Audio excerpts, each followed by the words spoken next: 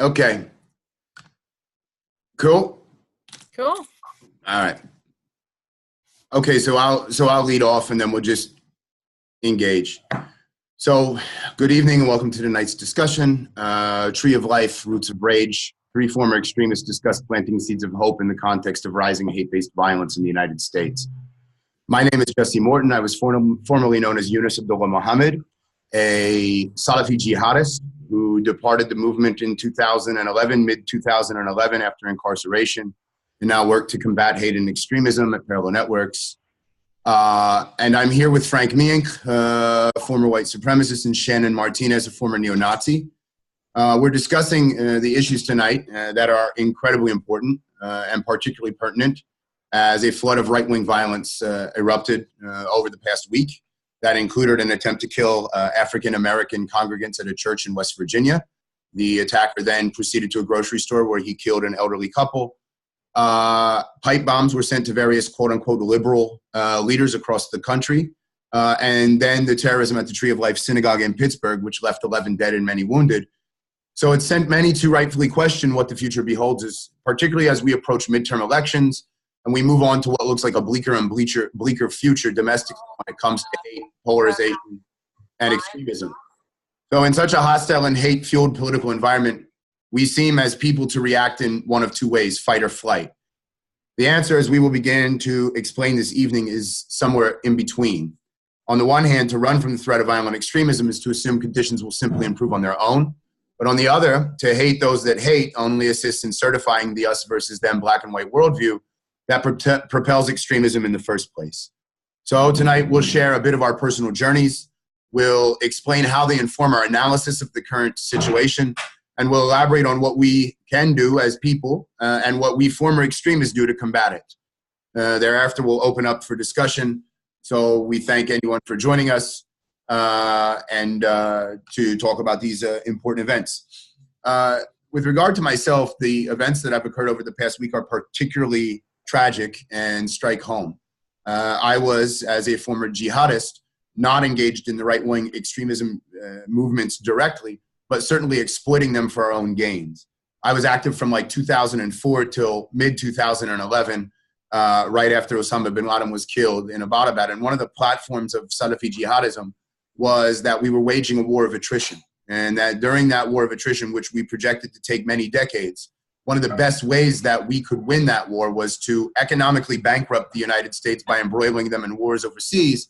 But primarily as a part of that strategy was to induce polarization at home, to try to make the left and right fight each other so that democracies would effectively be rendered inoperable, and so that they would self-destruct and collapse from within. That is something that is stated explicitly in the strategic doctrine of both Al-Qaeda and then what became a book adopted by ISIS called The Management of Savagery.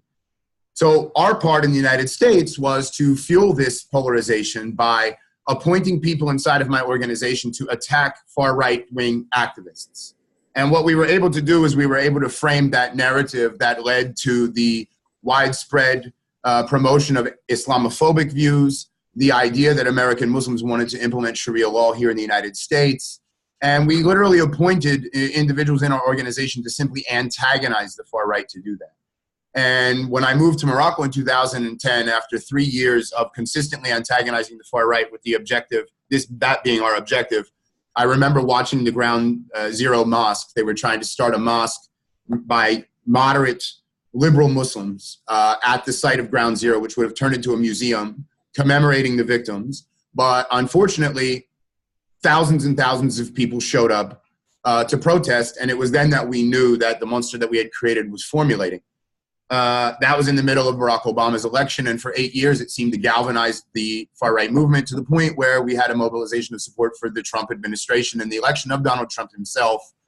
And so watching this rise of right-wing extremism to the point where if you look at Western Europe and you look at the United States, it's almost this interrelated and symbiotic relationship between jihadism, between far-right-wing extremism, and between even some form of left-wing extremism where extremisms are all playing off of each other. And developing a synergy where if there's not right-wing extremism, there can't be the necessary Islamophobia to fuel the Islamist narrative. And where, as well, if there's not Islamist extremism, then the right-wing extremists don't have part and parcel of the cornerstone of their ideology, which is essentially that there is a Muslim threat, that the Muslims are coming, that they want to implement Sharia law, and that when you let refugees in, there's a risk, et cetera, et cetera. That is part of the dominant narrative of the far right. So tonight, I think we should talk about the events that have occurred over the past week, and get a little bit of our backgrounds. And then we'll discuss particularly what we can do to address it, because if we do view it in our natural inclination to fight or flight, and that's our only response that we can elicit, we don't look at the area of choice in between sort of passive lethargy of just running away from the problem, and then being equally us versus them and polarizing as a reaction, being the fight. I think that we have an opportunity, if we can reflect on the negative consequences of a hyperpolarized political environment, of coming up with creative ways and coming up with interesting ways to recognize and to spread the idea that every single one of us in an age of intersecting extremisms has an obligation to do something with their lives, with the talents that they've been given or that they've developed, to counter and to combat hate and extremism in general.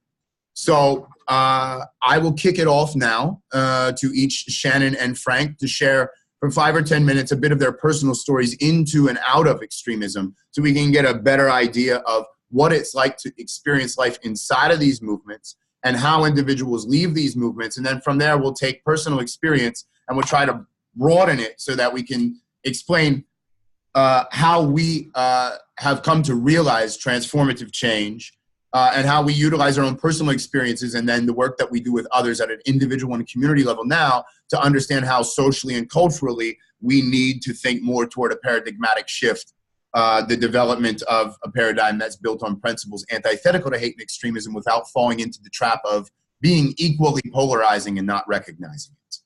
So I don't know who wants to start, but maybe we should start with Shannon. Shannon, can you give us 5 to 10 minute background of your personal story? I was a neo-Nazi white supremacist skinhead from the time I was about 15 until just before I turned 20. I got there through a tangled web of feeling like the black sheep in my family and just coming wired completely differently from my family, my family of origins dysfunction, where I never really felt like I had a predictable option of getting my needs consistently met, and that the boundaries were ever shifting. And so while it wasn't overtly abusive and there wasn't overt drug or alcohol addiction in my family, it's like later as an adult, I would stumble across a website called called Codependence Anonymous. And they had these like 12 characteristics of a codependent or whatever. And I was like, oh my God, like that's my family. Like it was this huge relief, because I was just like, oh, like, because it's like, well, what's my problem? Like as an adult, I was looking back, I was like, what was my problem with my family? And then I was like, oh, it was like hyper dysfunctional, but I didn't, it's like I didn't have any quantification for that. So I would come to understand that my family was very codependent.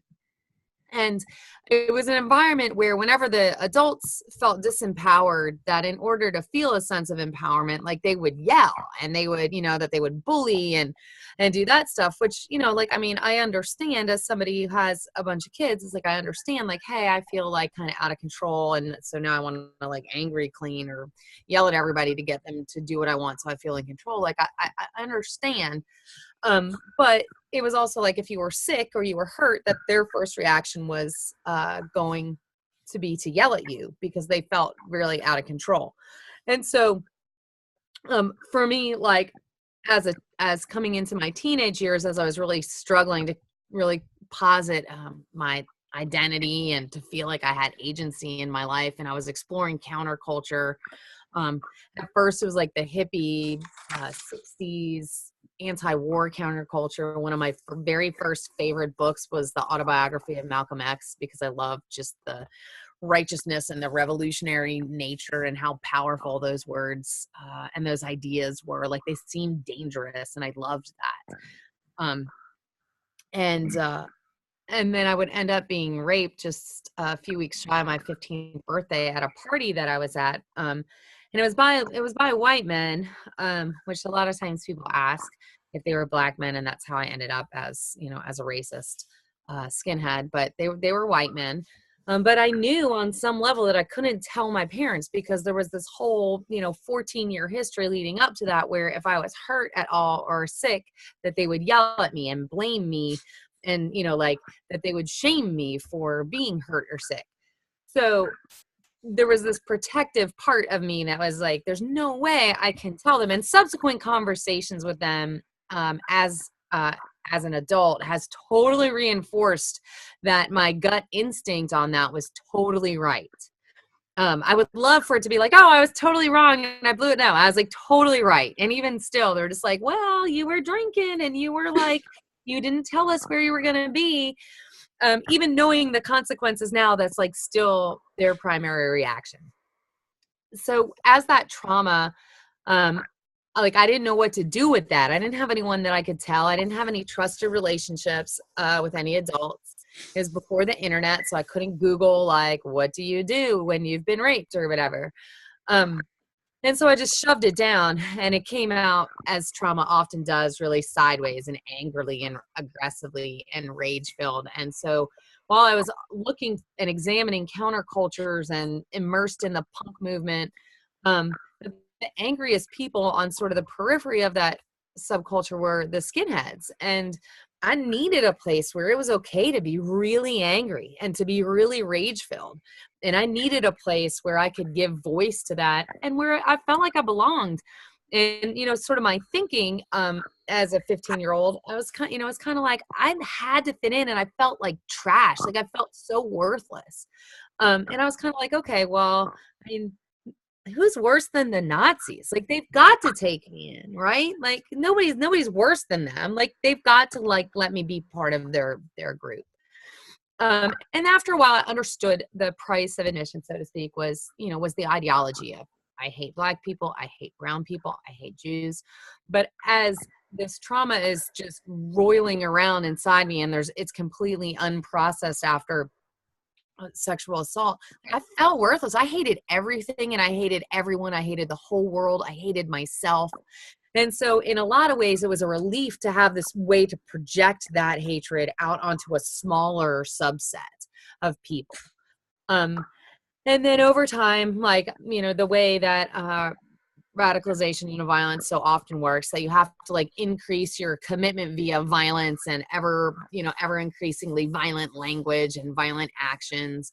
It's almost like you're triple dog daring yourself to be able to stay in. I think it's, you know, now I think it's because your brain actually has to work really hard to continue to dehumanize other human beings. And so that you have to continually sort of escalate, which is why I think it's very dangerous, because it almost inevitably leads, if it unchecked or unregulated or whatever, uninterrupted, that it yields to catastrophic violence a lot of the time, on a very high percentage of the time, because you're continually having to sort of amplify the stakes, which I did up until I ended up being very lucky and taken into a house by this mom of this guy I was going out with, and which essentially sort of broke my physical echo chamber up that I was living in, because I only associated at that point with other white supremacists and neo-Nazi skinheads and, you know, people bad people doing bad things. But I ended up living with a family of people who did not hold to this ideology, and that experience allowed me the shape around me to be able to shift and be like, what am I doing? Like this ideology is not at all congruent with other things that I hold very, very dear, like literature and reading and ideas and music that I listen to and stuff. And then in the intervening 20 or so years, most of my life has been spent parenting my children. My oldest is 21. And then I have 7 kids down to one who's about to turn 3. So most of my life has been spent trying to figure out how to create a community that people who would not inherit the generational hate and hurt and violence that was so much a part of my life. And now for the past, 4 years or so that I've been working with other former violent space extremists, helping people disengage, helping people after they've disengaged to create communities, and working on preventative programming, which to me is really kind of like my passion, like, because it's like I feel like if we can just help make better humans to begin with, if we can really do the hard work of relationship communication and building out that skill set, that we can quit passing on the violence to the next generation. So that's a lot of where my focus has been over particularly like the last 2 years, is trying to figure out how do we keep this from happening in the first place. Very good. Frank, you want to unmute yourself and give us a summary of your trek into and out of? Sounds good. Can you guys hear me good? We can now. Very good. Thank you. So yeah, I grew up on the East Coast. Grew up in South Philadelphia and born and raised basically an Irish Catholic neighborhood. My mom had left her neighborhood and had relationships with a Dago who turned out to be my dad. So my dad was this little Rocky Balboa lookalike guy, and my mom really liked the bad boy, and so she had a baby with him, and that was me. And then they were both heroin addicts, and so my mom decided to leave him, and she went back to her Irish neighborhood where they took my last name from me. Like, I remember one of the first things I really remember about moving back to our old neighborhood was I went from being a Bertolini, which was my last name, Frankie Bertolini, to Frank Meeink. And I didn't know what the difference was, except for that I was learning how to write cursive at the time. So this is fun. I was learning how to write cursive at Catholic school, and the nun, Sister Mary Agnes, says, stop writing that name, which was Bertolini, which was longer than Meeink. She goes, I want you to write Meeink from now on. And I was like, yes, like a shorter name, like I was learning, lazy. So anyway, my mom gets remarried, and we were on welfare as a kid. As a kid, I was on welfare. I hated it. We were, the poor kids in the poor neighborhood, so that's even, the worst. And so I just remember having food stamps and stuff and being totally embarrassed of my situation, even as a kid. And my mom would give me food stamps to go buy things at a local grocery store. And everybody in South Philly knows your business, So I hate to have to pull out food stamps. And you know who comes in the door right when you're about to pull out food stamps every time? The hottest girl in your neighborhood was walking in that. That's right. So I was embarrassed, and so my mom gets remarried to a guy, and I think he's going to come in and make my life better, like a dad. And here he's just a drunk who tells me every day he's going to beat the Italian out of me. So now he's bringing back the Italian thing in my life, and he's like, I'm going to beat that Dago out of you every day, And he tried. And he was a pretty tough dude, and he would beat me like another guy would beat another guy in a bar brawl. And I was a 10-year-old kid, and he was a 36-year-old man. So eventually by 13, I'm hating life, hating everything about life, and still was in my mom's neighborhood and went to a school there. And this is where some people's view would change. But what I did every day, my goal, which drove me, was I tried to get hit by a car every day. And not to die. I didn't want to get killed. See, everyone in South Philly gets hit by cars. It's the thing to do. It's what you do. Cousins always run you over because all your cousins drive around. But I wanted to get hit by a car because I wanted to go to a hospital and not go home. That's what I wanted. And I was so fast as a kid, really unbelievably fast. I ran with Bill Cosby twice, back when he was cool, back when Bill Cosby was so don't stick that out there. But I ran with Bill Cosby. So I was one of the 100 fastest kids in Philadelphia. So I'm one of the only white kids that runs in this thing, and did it 2 years in a row. But when the cars would come to hit me, my legs, my self-preservation would say, get the hell out of the way. And I get out of the way every time the car. And I thought, what a loser. I can't even get hit by a car. How much of a loser, right? So I go home this one time, and my stepdad's waiting for me. Almost knocks me out. Almost knocked me out cold. And I pull it together, and he tried to hit me with my ET lamp, which was my only thing that was mine. My aunt gave me that ET lamp. Now, some people are younger, don't remember ET, but it was the thing back in the day, and I had the ET lamp. And he goes to hit me with it, and it misses me. And as it misses me, I fall on the ground, and I see my ET lamp go by me. Like, I seen his eyes look right at me as he went by. And I just thought, damn, I like that lamp. I don't even think, like, this guy's trying to beat me to death. All I thought about was, that's my favorite lamp. So I he tells me to pack up my stuff. I'm going to move with my real dad, move back up with the Dago. And so I pack up all my stuff. I can't wait to get out of my mom's house because my stepdad was there. And I go to live with my dad, and my dad lives in like one of the roughest neighborhoods, no joke, in Philly. And we live catty corner to the housing projects, the Pascal Street homes and all that. And man, I used to have to run to school every day, and I ran home from school. And I was this little skateboarder punk rock kid, as the same as Shannon. I was getting into a little bit of the fringe of, society, as people would think, but it was just the punk rock kids. And I was the only punk rock kid in my all black school, let alone there was 1,500 students, 20 of us were white males, let alone I'm the only punk rock kid in school. And I try out for all the softball teams and all the baseball teams, and I make it on every team because I'm an athlete. And I'm now on all these black baseball teams. And my school, Pepper Middle School, which is now closed due to the violence that was at that school, it's now closed forever. They won the city championship like 7 years in a row. And for 10 years, they've been the all black baseball team. And now here I come like the reverse Jackie Robinson. Like everybody hates my guts. I mean, people are spiking me. They're doing everything to me. I started noticing when things were really bad at our school, the school administration never helped. So I stopped going to school altogether. I cut the last 47 days of school in my 7th, 8th grade year, and they still graduated me. That's the funny thing. It's 47 days straight, and they still graduated me. I went up to Lancaster, Pennsylvania, where my cousin lived. My cousin was originally from South Philly. My mom's side of the family. Always kind of looked up to him. He was a skateboarder, punk rock kid, like real punk rock, not Green Day stuff. I'm talking exploited, real punk rock, and boogies on his wall and anarchy signs. He was cool. I go up there to hang out with him, and he's shaved bald. He's got all the stuff about neo-Nazis on his wall.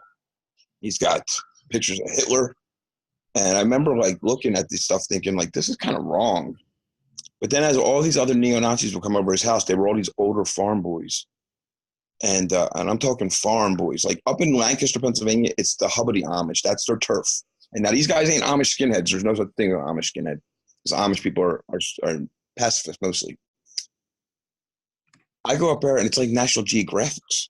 There's chickens and cows and people living without electricity, not because their parents can't pay the goddamn bill like my parents couldn't. They just have electricity. I loved it up there. And when all these big neo-Nazis would come around, they'd all start talking, they use the N-word and all this stuff. And my cousin would always, as they're all drinking, they give me a beer. I'm the little brother hanging out with them all. They give me a beer. And as they all start talking, my cousin says, my cousin, he was talking about me. He goes, my little cousin right here lives in one of the worst neighborhoods in Philly. My dad had to go pick him up. And my dad said he was even scared. And my Uncle Anthony was a tough dude. So as all these neo-Nazis would start drinking, they would like pull me to the side, like, what's it really like? Do you really see black people? One time the girl, who's the queen bee of our group, the girls like, I don't get along with other bitches, they're all backstabber, like she was one of them girls, like I don't hang out with dudes, but she was hot, so we're like, cool, we're down with her. Well, she confronts me in front of everyone as she was drinking, and she's like, you're gonna tell me you really take the bus with black people every day? And I was like, yeah, chick, I take the L train every day to school. Yes, I see black people every day. Now, let's flip that around. If I would have sat her down and I was standing above her and I said, yo, chick, you're going to tell me you see Amish people every day. You know what I mean? Like, it's a perspective of living. Next night, we went out to this concert and they brought me with them. And I'm still this little skater kid hanging out with these big neo-Nazis. And there's all these big brawls going on. And as a big brawl breaks out, this big dude, Bob, grabs me, a big, huge farm boy, puts me on his shoulders. And as he puts me on his shoulders, we go into the dance pit and he starts punching people. And I'm like Kevin Hart. I'm like this little tiny little baby up on his shoulders. And he's like telling me to kick people. He's like, kick them, kick them. So I'm trying to kick that at them and stuff. And the bouncers came and kicked us out. And they kicked all the neo-Nazis out all night long. When the nightclub let out that night, we were all still outside. And the whole nightclub lets out. And they got us outnumbered maybe 4-1. None of them would come nowhere near us. And that big farm boy goes, yo, Frank, there's that guy you were trying to kick. Let's go talk to him. So let's go. We go over there. And this guy turns around. My friend at the time, Bob, is like, hey, buddy, you got something to say? We're outside. You want to settle up now? And this guy was like, no, I never had nothing. I don't want any trouble. And I seen this look in his face that turned it on in my head so bad was the look of fear. He feared me. He feared us. And I love that. And I'm sick and broken and demented, so I know people listen to this and say, oh my God, this guy likes people fearing him. Look, up until that point in my life, I feared everything. I feared my parents. I feared my step-parents. I fear my school. I fear if I have enough food to eat today. Now somebody fears me. And now these guys start talking about black people, and I'm like, dude, you don't even know. Like, so then now they're coming to me for inside information on what's like around black people. Last thing I'll talk about when I was just getting in, which really got me, was growing up, I've always heard these jokes, we neighborhood jokes about other neighborhoods and about other people. And I always heard this stuff about don't Jew me, or Johnny tried to Jew me at the store today. And I remember people would always laugh, oh, that Johnny, he's always trying to Jew you. I never got the joke as a kid. And I always liked getting the joke. So I go to my uncles and I'm like, what's that mean? And my uncle, who's a very good man, and I wouldn't consider really a racist, but he had the neighborhood racism thing. But he starts to try to explain to me what that joke meant about how do you start a Jewish parade, you roll a penny down the street. And I didn't get the joke. And so he's trying to explain it to me. And he goes, you know what, Frank, you'll just get it when you're older. You'll get it. You'll totally get it when you're older. It's a whole thing. When I was at my first neo-Nazi meeting, per se, they started talking about the Jews, and they secretly run the Federal Reserve and the financial industry and blah, blah, blah. I got the joke in that meeting. I want to be an adult. The adults left me to fend for myself. Now I have to become a pundit and I have to realize that I'm going to be the guy who wants to argue for these beliefs. And I totally took to that. And I started recruiting, and I became, I don't know how to rank people, but I know that we grew our scene really quick, really fast, and a lot of numbers and a lot of good numbers. And I became one of these head guys. By that, I started traveling around the country. I was wanted by the police. I'm breaking out of mental hospitals. I mean, there's a whole book about it. It's crazy. I get to Springfield, Illinois, and I start recruiting there, and I'm doing my own cable access television show, and I'm still a demented, broken human being. And so when people cross me, real or imaginary now, sometimes people don't even really cross me. They're just real or imaginary. I kidnap you. That's what I would do. I'd kidnap you, or other things like that. And I kidnapped this guy and I held him for ransom. And it wasn't the first time that happened. And this time I just happened to do it very sloppily and very drunk. And I went to prison. I was 17 years old, and I went to the same prison with John Wayne Gacy. He was probably one of the worst serial killers at the time, really. And I'm in there with this guy who raped and killed boys my age, and he buried him under his house and dressed like a clown. And he's all into politics. He's a weirdo. I remember getting off that bus in that prison. I mean, I just turned 17. Like, my birthday was like a week earlier. And I'm getting off the bus in the same prison with this guy. And I'm not thinking like, oh my God, I'm scared, because I know he's like everyone wants to kill him because he hurt children. But I remember thinking, like, the people of this world think I'm that bad of a person at this age that I should be here with this guy. And I have no arguments for that. So as I started doing my prison time, I was just trying to chill out a little bit more. I actually, as you were saying, I got along with the Muslim dudes more than anybody else. None of our neo-Nazi Aryan Brotherhood guys got along with the Muslims. They had no idea that we had somewhat in common when it came to our enemy of my enemy, which was the Jews. So I used to go and talk with all the Muslim dudes, and like, they thought I was the most, even the white dudes were like, dude, you're smart. They thought I was a smart guy. So I kind of become a leader, but I also wanted to play sports. I was 17. And I was locked in a cage all day. And I started playing football with the black dudes, and I became friends with them. That's what you do when you're on a battlefield or a football field, or you start to become bullies with each other. And they started to pick up for me. People hated me on the football field because I have a swastika on my neck and I'm running back footballs on the kickoff returns. They hated my guts. And no one at first would pick up for me. And then I started noticing after the third or fourth game, if someone cheap shot at me, these black dudes would come over and knock them off me and be like, yo, get off my team, I remember that feeling. I remember of giving 100% all the time playing. And when they started picking up for me, I gave 120% now because they had my back. I get out of prison, and the black and Latino and the Asian thing is all kind of like murky for me right now. Like, I couldn't figure out, like, I know we're kind of equal, but I don't know how to start this. And then the O.J. Simpson trial comes along, and I start reading about DNA, and I'm learning about DNA, and it starts to make me feel more that I'm leaning towards right decision, that we're all kind of equal, but I'm still going to hate the Jews. So that was my last big final thing. And of course, God, or whatever you believe at in this universe, is not going to let that stand when he's already put so much into me changing already. That was the first job I get when I get out of prison. I go back to Philly. I can't get work. I have a swastika on my neck. I have tattoos on my head. I got tattoos on my hands. And I got an aggravated kidnapping already in my adult record at 19 years old. These are not good people skills. So this Jewish dude gives me a job, and he teaches me all about the antique business. And he treated me like a man, and he treated me, and I had to act like a man around him, and I had to be like a man around him, and not a child, and not a thug, not a criminal. And he was just a good dude. And he taught me all about the business. And he didn't care about the swastika on my neck. He was just like, I don't give a shit what you believe. Just don't break my furniture. If you break my furniture, you're fired. And that's how he was. And I made sure not to break his furniture. But when I did break it, and Keith tells this story so funny, I broke a marble top table in front of him on accident. I was being lazy. I looked at him and the customer, and I said, oh my God, Keith, I'm so stupid. I'm so sorry. I'm so stupid. This Jewish dude, who's a stocky little guy, kind of like my dad, he came over, ripped me up by the back of my neck in front of the customer, and whispered in my ear, stop saying you're stupid, you idiot. Clean this up and let's go. And he broke it down when I got in that truck with him to drive about how smart he thought I really was. And he hates when I say I'm stupid. He's like, you say it all the time. You don't even know it. And I don't say like I'm stupid like back then, because people would say I wasn't stupid. You know, like this skinny girl, Vanessa, goes, I'm fat. So everyone goes, no, you're not fat. Why would you say that? I just really believed I was stupid. And he cemented it home. He goes, and this was his line that has stuck with me to this day. He said, Frank, smart people can fake being dumb, but dumb people can't fake being smart. And you're just smart.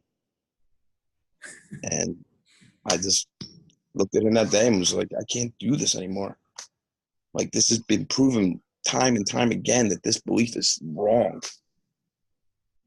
And so with all that I just told you, it was amazing that my life came to be. I don't know how long I've talked right now. I don't want to take over too much time, but I'm going to tell you that doors started opening for me when I started doing the right things for the world.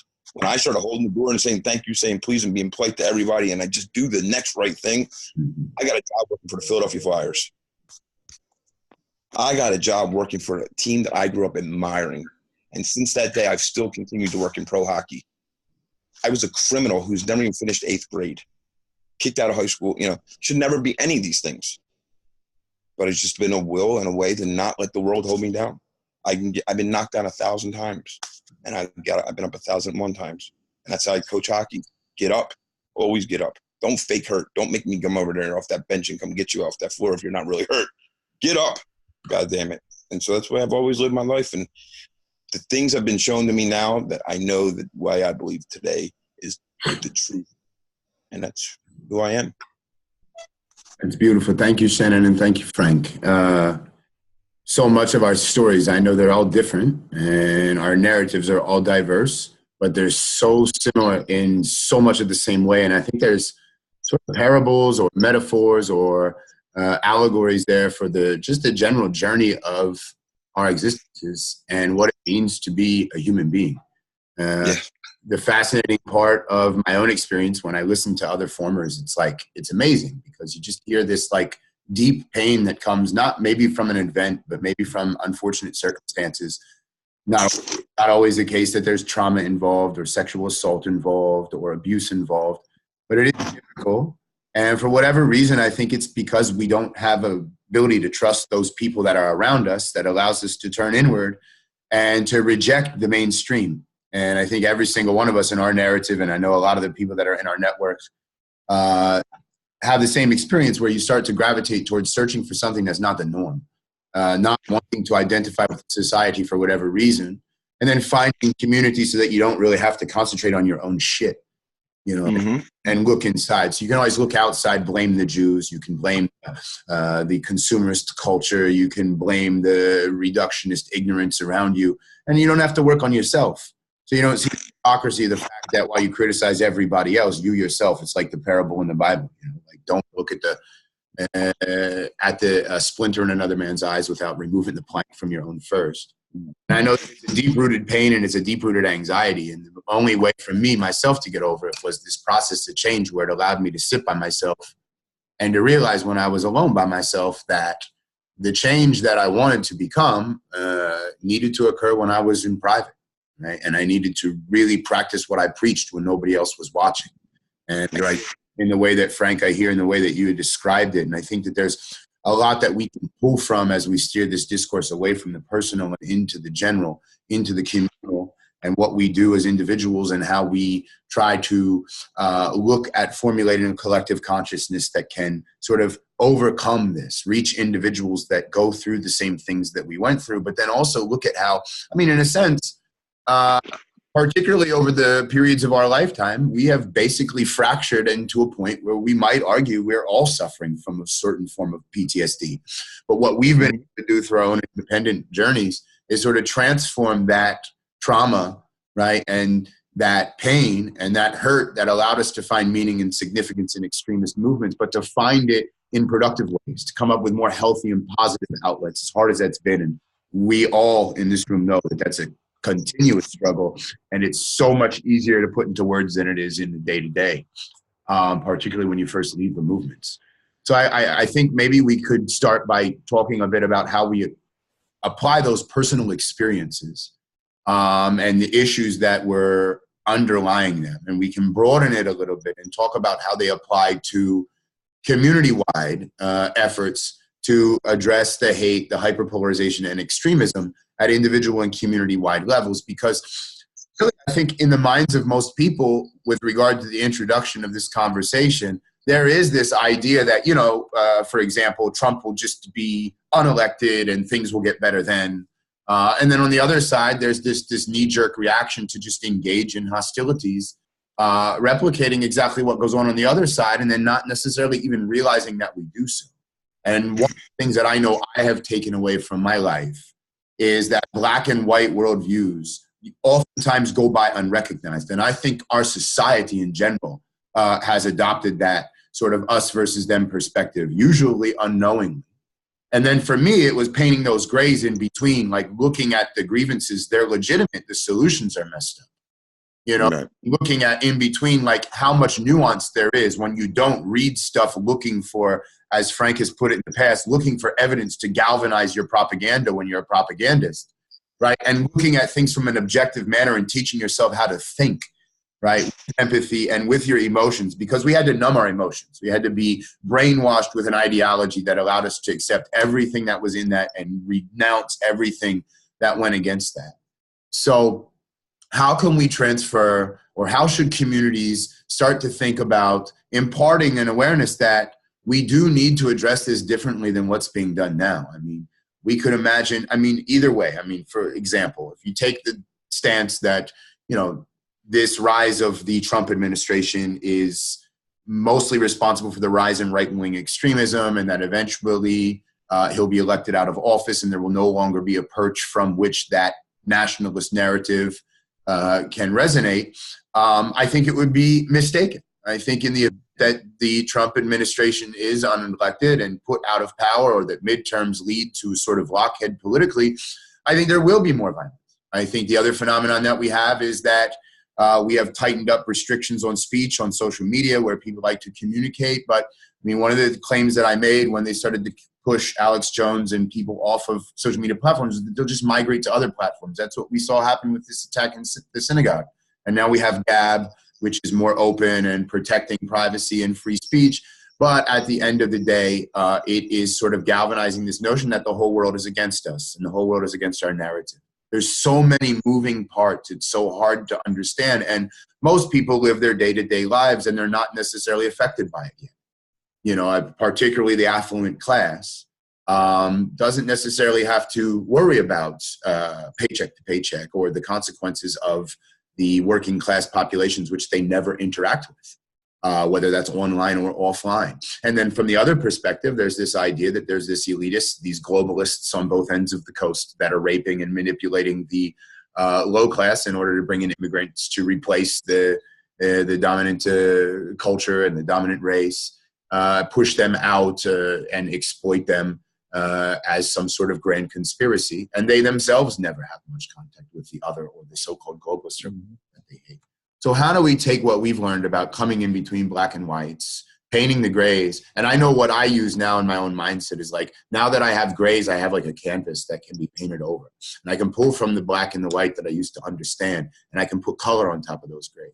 And I think the rest of my journey is about seeing how colorful I can make it, you know, how colorful I can paint that canvas, and learn more and more as I go. So for you, Shannon, and for you, Frank, and we'll start again with you, Shannon, how can we extract, how do you extract lessons, principles, foundational conceptual understandings that we can utilize to address these issues as we slide further apart, more and more divisive, and more hate-fueled rhetoric dominates the narrative and the discourse? So much of what I have come to understand, again, like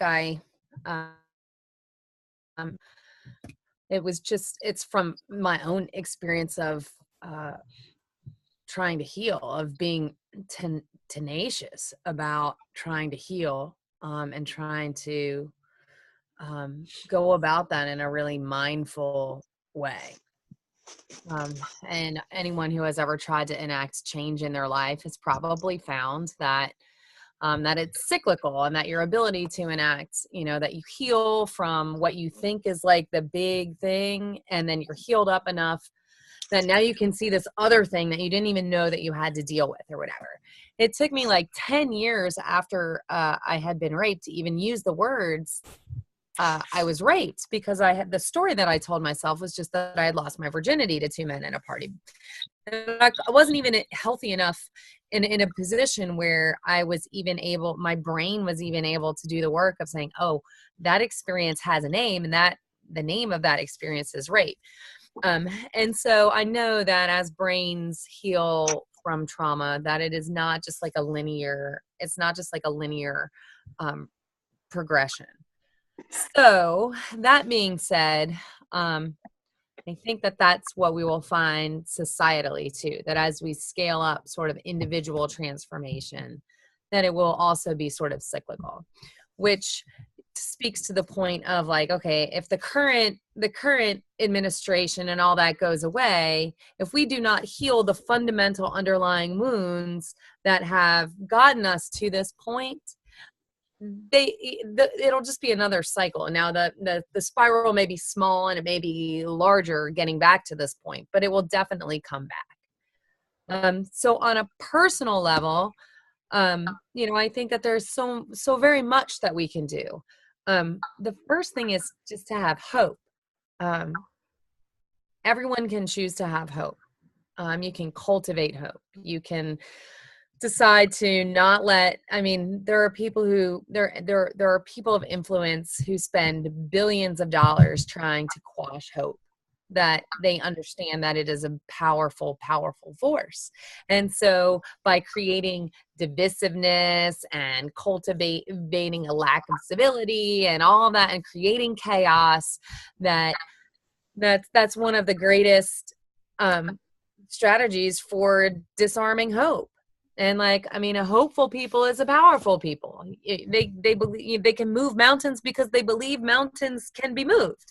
So one of the things that we can do on a personal level is cultivate hope within our own lives. And when we read the news and our hearts are breaking at the deaths that have been brought about through hate this week, because it seems like it is at this point nearly every week, we can grieve, and we need to grieve, and we need to be sad, and we need to feel sorrowful and just woeful. But we can also refuse to believe that things are unfixable.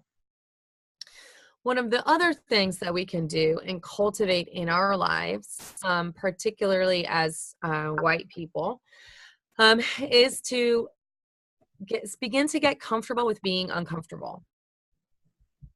I had an experience recently where I went with a couple of my kids to the National Lynching Memorial. One of my kids that went with me was my 11-year-old son, and he was really moved by this experience, was really distraught, and was like, okay, let's trace their names, and the people who were lynched in our county and the county next to us, and let's learn their stories. And from there we went to the Legacy Museum in Montgomery, and before we went in, I was just like, okay, man, do you need a little bit more time to gather yourself? Are you okay? And he was like, yeah, I just need a few minutes. And the guys that were working security, who were these, these big black guys, running everybody through the metal detectors, they were like, oh man, you gotta go get him some ice cream after this. Like, it's been a long day. Like, and I was like, no, I don't know. He is going to grow up and be a white man in America. I don't want to ice cream his discomfort away. I will be here with him while he feels this sorrow and comes to terms with the legacy of his whiteness and his maleness. And I will help him find words and ways to express and mourn and grieve and talk about what he can do differently to make sure that he does not carry on the same way. But it brought to my mind, like, how often from the best motivations, just like these men had the best motivations, they were like, this dude's suffering. This little guy's like really, really struggling.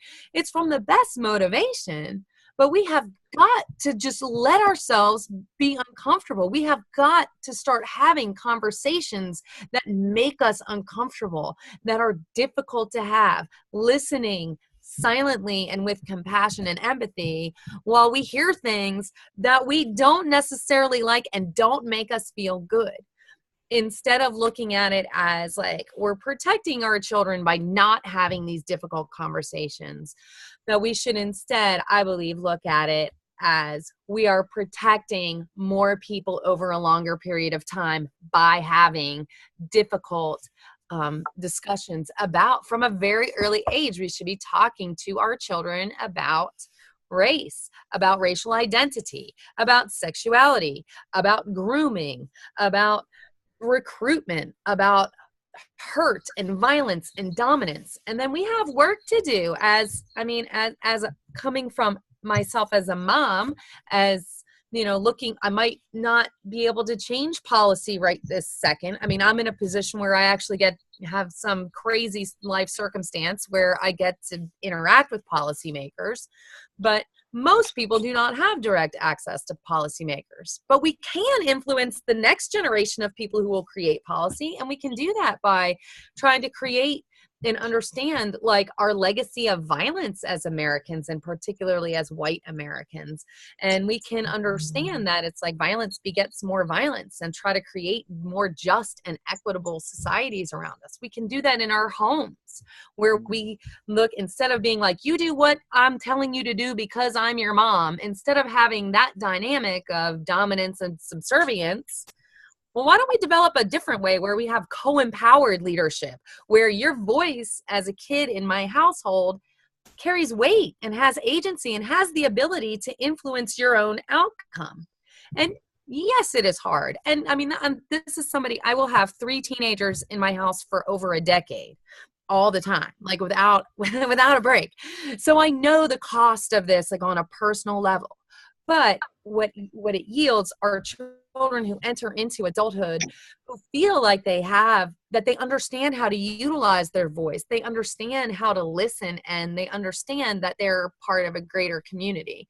And so for me, I think a lot of the change that we can enact, that, it's like we don't have to feel hopeless, because we can enact it in our personal lives, even though it seems like a small way, and, that it lacks ego and it lacks no one's going to come and give you a medal for doing that.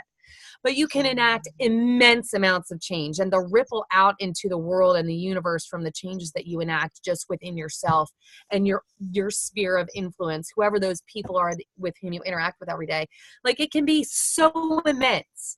And I know that we downplay that a lot, because we're all about social movements, which are wonderful and all of that. But like, to me, it comes down to like, what am I willing to put on the line personally? What skin am I willing to put in the game? So that's my like micro view. Maybe you guys have like a better like macro view.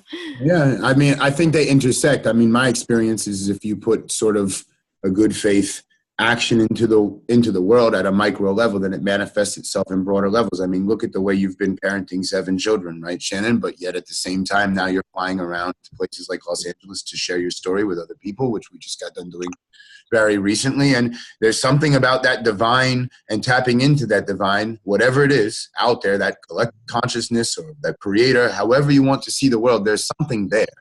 And for me, I think it is trying to get society to tap into that that is the solution. And I think that when the only thing you really change is yourself. And sometimes those around you, you can't even change those around you, but there's something about living up to the principles that you hold dear to your own life, that they manifest themselves in other ways around you that can help you get beyond what continuously doesn't work.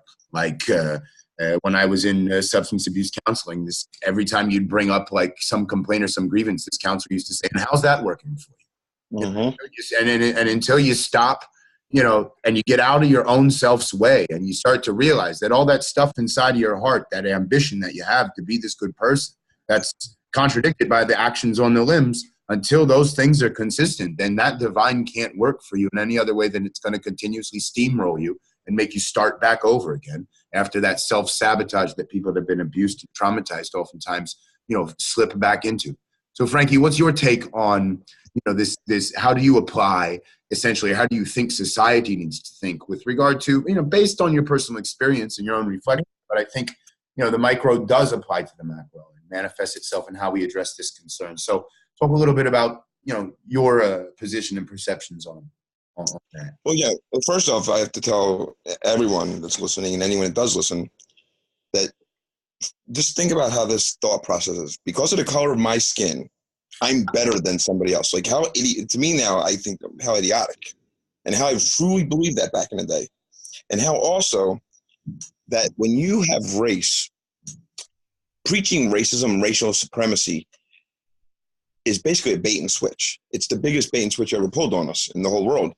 I would go to a guy who would say, I want to be proud of my heritage. I'm going to be proud to be white. And you can't be that. You can't be proud to be white in this country without being considered a racist. I'm sure Shannon's had that talks too with people, that's very common words used in our movement or newer people coming in. So I could tell you that when I pull the bait and switches, I would tell a guy, you want to be proud of your heritage? Come join my group. Our group's all about our heritage. We're all about being proud of our heritage.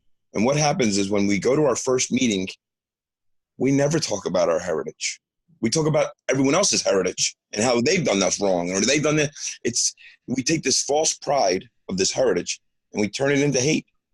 We feed it up and we turn it into hate. That is like the ultimate bait and switch of turning something that could be good, where you have pride in yourself, your heritage in a way, you can do all these things. But we make it into hate, which turns into violence. I know that when I am recruiting or was recruiting somebody, there was men that I would want in my group first, and it mattered whatever the situation was, which guy I want on my team. Now, for me, again, to think now that because of the color of my skin, I'm better than, but I knew that I woke up every morning and I thought, why do they have BET? Why don't we have white entertainment television? And I would sit there and I would ponder this thought and get so worked up and so angry that they got the Black Miss America, but we don't call the Miss America, we don't call it the white Miss America. Like I would really think this stuff to where it consumed my day. That is where we have to start stepping into people and saying, why are you so angry over this? Why do you even care? I think about now, like, why do they even care if they have BET? It's like, so I had the same narrative that I hear from people all the time is that I wasn't born with a silver spoon in my mouth. Why do they get to have affirmative action? Why don't I get affirmative? And now all these arguments to me are so easily defended on the other side where I say, affirmative action, like people want to complain about affirmative action taken. For one, I've never really met a true person who's ever lost their job to affirmative action. So it's just a scarecrow, really. On top of that, affirmative action goes like this. If I go in, I'm from the hood. I grew up in the hood. It's the truth. I go to a job, fill out an application, go in and go meet somebody. I can hide that I'm from the hood. A brother can't. He can't hide that.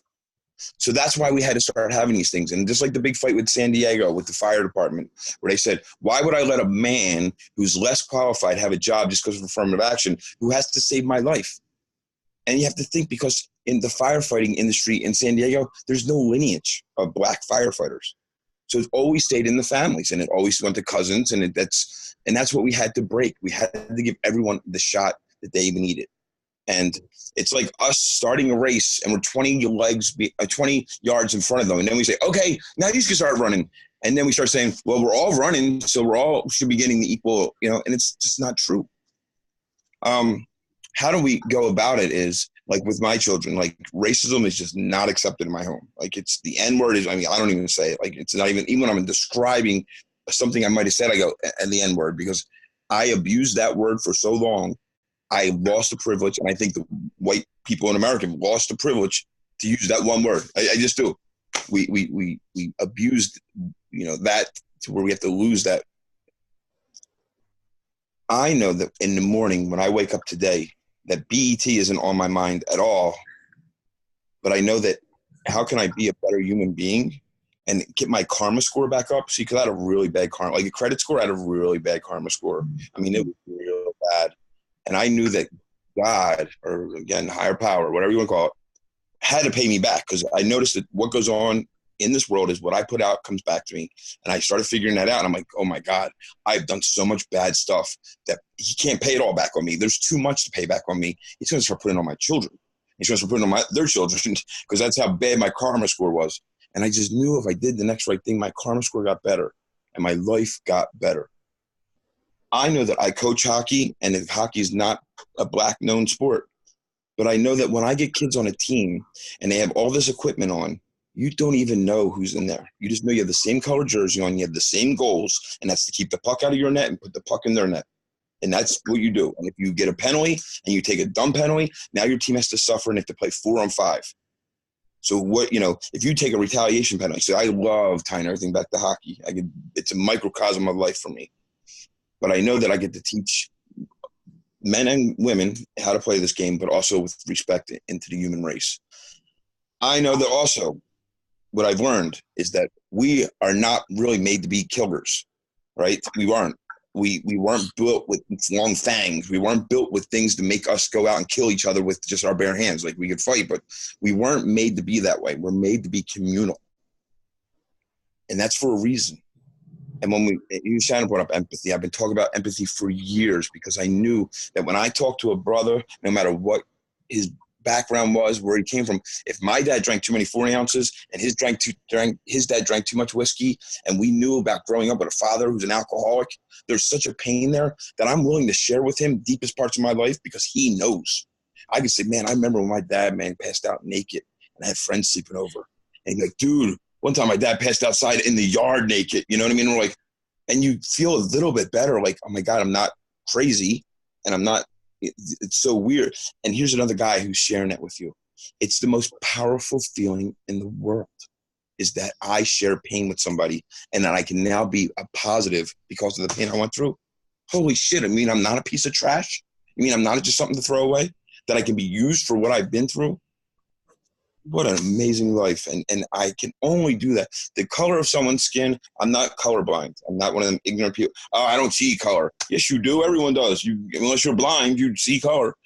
I know that I'm not full of white guilt, because I know that there is white privilege in this country. Absolutely 100% is the truest statement, is that white privilege is a huge thing in this country. And since I know that and I can help fight against it, I don't have to walk around with the guilt, because I know that I'm part of the good that every man and every woman should get a shot at whatever they want to do, regardless. And I'm there to help them. And I've dated outside my race. I have a child who's, we don't know what his mom is. We always just said she was exotic, but she's beautiful. And she's been one of my dearest friends, and he's 21 years old and he travels the country, and he's just a great kid. And I'll tell you what, when someone says the N-word in front of me and in front of my kids, for one, if you say in front of my kids, I'm going to call you right out on it and say, why'd you say that? Here's my children. They don't like that word. We have tons of friends that are over our house. Why would you say that word? Here's the other thing, though. I always add this thing at the end. I always go, and you know what? My son's black. Now, he's not really black. We don't know what he is. But I love saying that, because it makes everyone think the rest of their life. When the next time they say that M-word, who's in the room with me? Is there someone I might offend? Because I did that. And I'll shut up with this. It's the last story. I was in prison. I'm with my boy G, and I'm sitting with my Aryans, and G was a black kid, but we're all sitting there watching. It was Michael Jordan's dad was just found dead in his car. And all these black dudes were like, yo, who's the white man killed him? Just prison shit, And as we're sitting there, within about 2 hours, they found the two kids that killed his dad. They carjacked him. They just wanted his car. They didn't even know it was Michael Jordan's dad. I said, this was one of the last times I ever said it, I said, that's typical N-word stuff. You know, that's what I said. And later on, me and G were playing cards. We used to cheat together, playing spades. We used to cheat all the time. We had hand signs. He wouldn't come back in the right. He wouldn't come back in the right cards. I was making hand signs. I'm like, son of a bitch, what the fuck you doing? So at the end, I go up to him. I'm like, yo, G, we just lost. We lost the game and lost out of the tournament. I was like, yo, G, what? And he goes, well, I guess it's just typical N word, you know, typical N stuff, huh? And I remember my chest. I was like, damn. Like, I remember him sitting there. I didn't even think about it when I said it. I didn't even think about it. That hurt my boy. It hurt my boy, and I wasn't even thinking because I was so ignorant to the fact of what that word and what racism is in this country. So that's my short version of it. One thing we got to stop doing is stop going to our legislators. Look, man, we can't beat lobbyists. That's one thing we got to get through our heads. Until we get the lobbyist system out of this government, we will never solve real human problems. That's the truth. And that'll pass. And I mean, I think you tap into a lot. I mean, there's so much that we could say, but, you know, we pull from the last story. I mean, look at the reaction. I mean, I think G is the real hero there, right? We're talking about fight or flight. G did neither. He did right in between. And he didn't hate you because of what you said, right? And at the same time, he didn't shut up just because you made him uncomfortable. He spoke about it, you know, and he addressed you in a way that required wisdom, and it required street smarts, and it required an understanding of the fact that, you know, it probably was just a slip of the tongue, but he left you with a seed, right, that really transformed the way that you viewed the utilization of a word, which was part of a byproduct of something that you were working on, but that just, poof, that's it. And that's how life works if you pay attention to the signs along the road, right? And I think really that's what it's about. And when you do look at the macro order, I mean, look at who benefits most from the liberal conservative divide, right? The people that are lobbyists, right? I mean, you know, the only way to resolve it is to get around polarization. Populism is not the answer. Consciousness, I think, is the answer. And when you talk about addressing hate and polarization, and you don't look at the grievance, because the grievances of Black Lives Matter and the grievances of the white nationalist movement, at the end of the day, when they come to socioeconomic and political issues, are essentially the same. The solutions are different. The grievances are still similar. And there's room to take those grievances, perceived or real, and to initiate a conversation. I think that's really what it's all about, but it's all the more complicated in a changing world because people don't accept change much. I mean, if you look at, for example, the idea that, I mean, let's transfer a little bit to talk about this because it's important, and it's been a very important theme, particularly of the synagogue attack, the weaponization of social media. Like the power that we have. We live in a world where, you know, several years ago, there was this Kevin Bacon study. I'm sure you know, the 6 degrees of separation. It's a Philly guy. Right, for sure, right? But now when Facebook did the same analysis with the same sort of mathematical computations, they say we're not connected by 6 degrees of separation anymore. We're connected by 4. We're connected to every single other person on Facebook that's involved in Facebook within 4 friend steps away. But yet at the same time, we don't know the pathways exist between us and them. So when we map activity on Facebook, we don't communicate with anybody more than 1 degree of separation away from us, and it stops there and we're all clustered. Right? Mm-hmm. So, I mean, I think it's that division and getting over that division. And it's so complicated because it's inherent in the human being to sort of be tribal and to break up into those clusters. I mean, take, for example, the controversy with regard to the synagogue shooter and the Gab account. Right? On Gab, just before he committed the attack, he commented, he said, screw your optics or something like this. You know, optics, you explain what that means. You guys are the experts. But it's a term the alt-right basically utilizes to transform itself into a mainstream movement with suits and ties rather than swastikas and Doc Martens. Right? So he says, screw your optics, I'm going in. Right? And basically he's telling them you guys don't do enough. And this is what happens in violent extremism. It's the splinters, right, that branch off. The people denounce the perpetrator and they say that's not what we were calling to. They don't recognize the role they played in it. Thus the Trump denounce that they have anything to do with it. But what's the reaction? The synagogue at the Tree of Life, right, and the community activists affiliated with them say to Donald Trump, you're not welcome in Pittsburgh anymore until you denounce white nationalism. But there is a distinct difference, and there is something that's worth discussing. White nationalism is different than white supremacy, and it is different than neo-Nazism, and there's different gradients and there's different strains that I think need to be recognized. Of course, you can say a person is persona non grata, but I think that to do that is an example of fight rather than, as opposed to flight, but not with wisdom, not with a way of imparting a better understanding. While we've been speaking, it's come up that someone on CNN who works for GQ said that Donald Trump himself has radicalized more people than ISIS.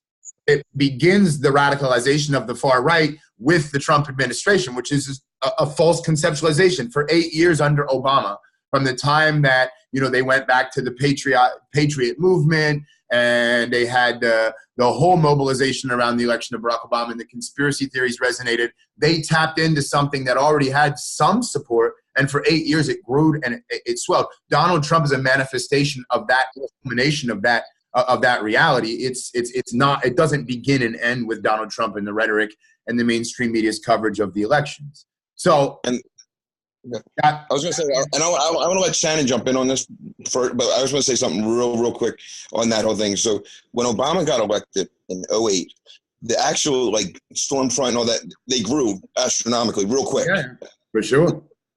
And what happened was, and I say this on any time I get a chance to talk about this, he lulled them back to sleep.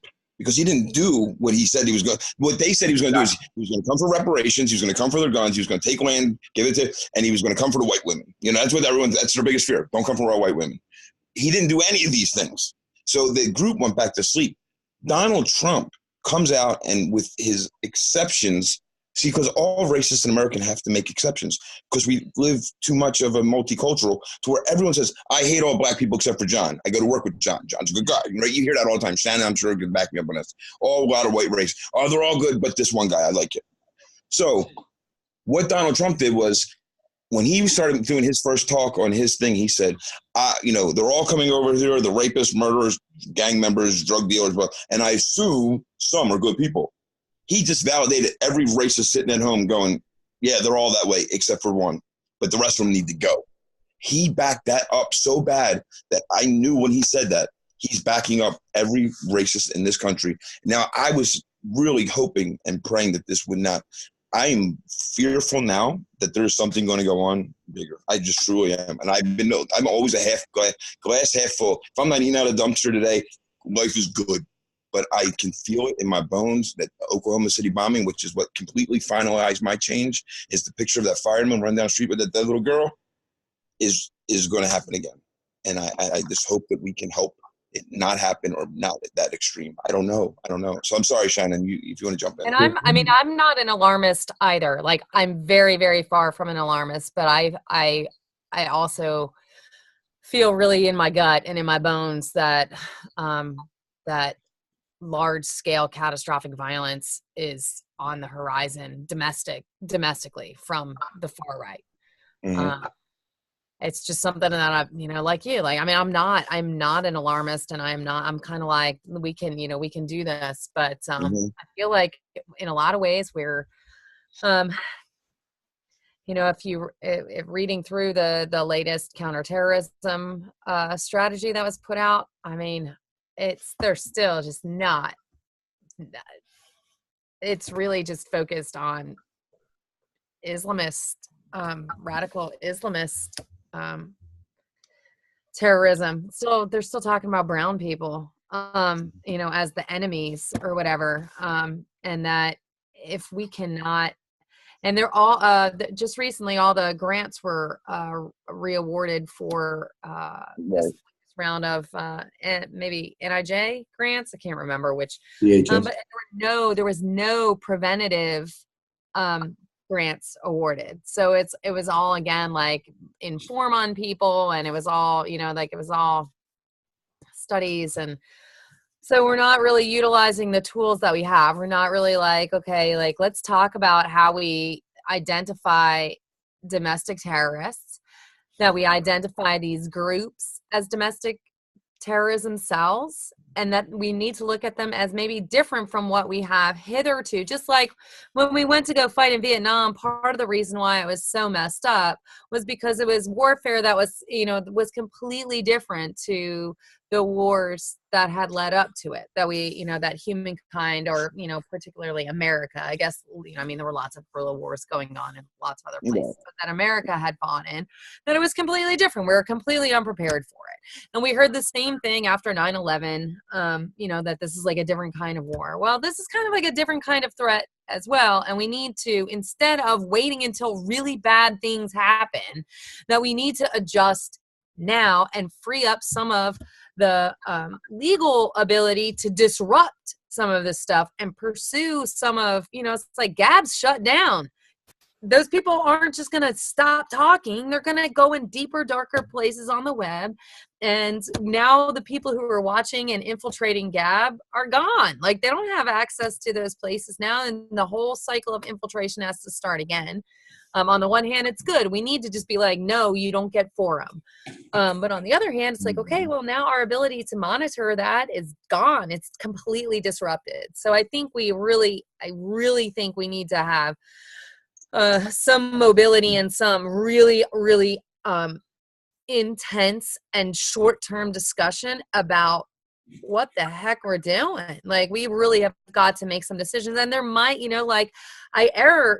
like I don't want to quash liberty. I don't want to quash the freedoms that we have. But that balance of, just like with hate speech, it's not that you're taking away someone's free speech, that you're taking away their ability for their speech to inflict harm on other people.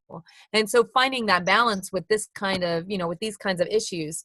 But we're so fickle. We're distracted by every meme that comes out, like that we literally just play into the hands of the people who are working so fucking hard to distract us all the time. Then we never get to those discussions. Absolutely.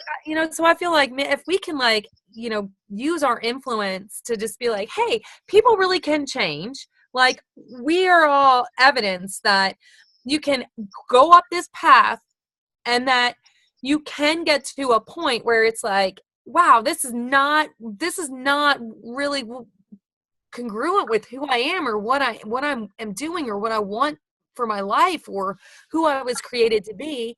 And that it's worthwhile to invest in trying to help people move out of that space.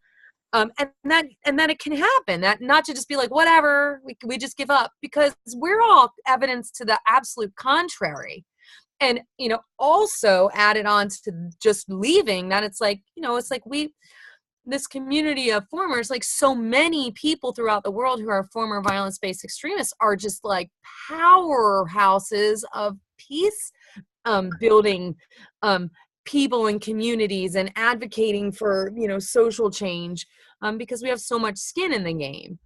But then also, like, my God, like, we just, it's like we have got to figure out a way to increase meaningful dialogue.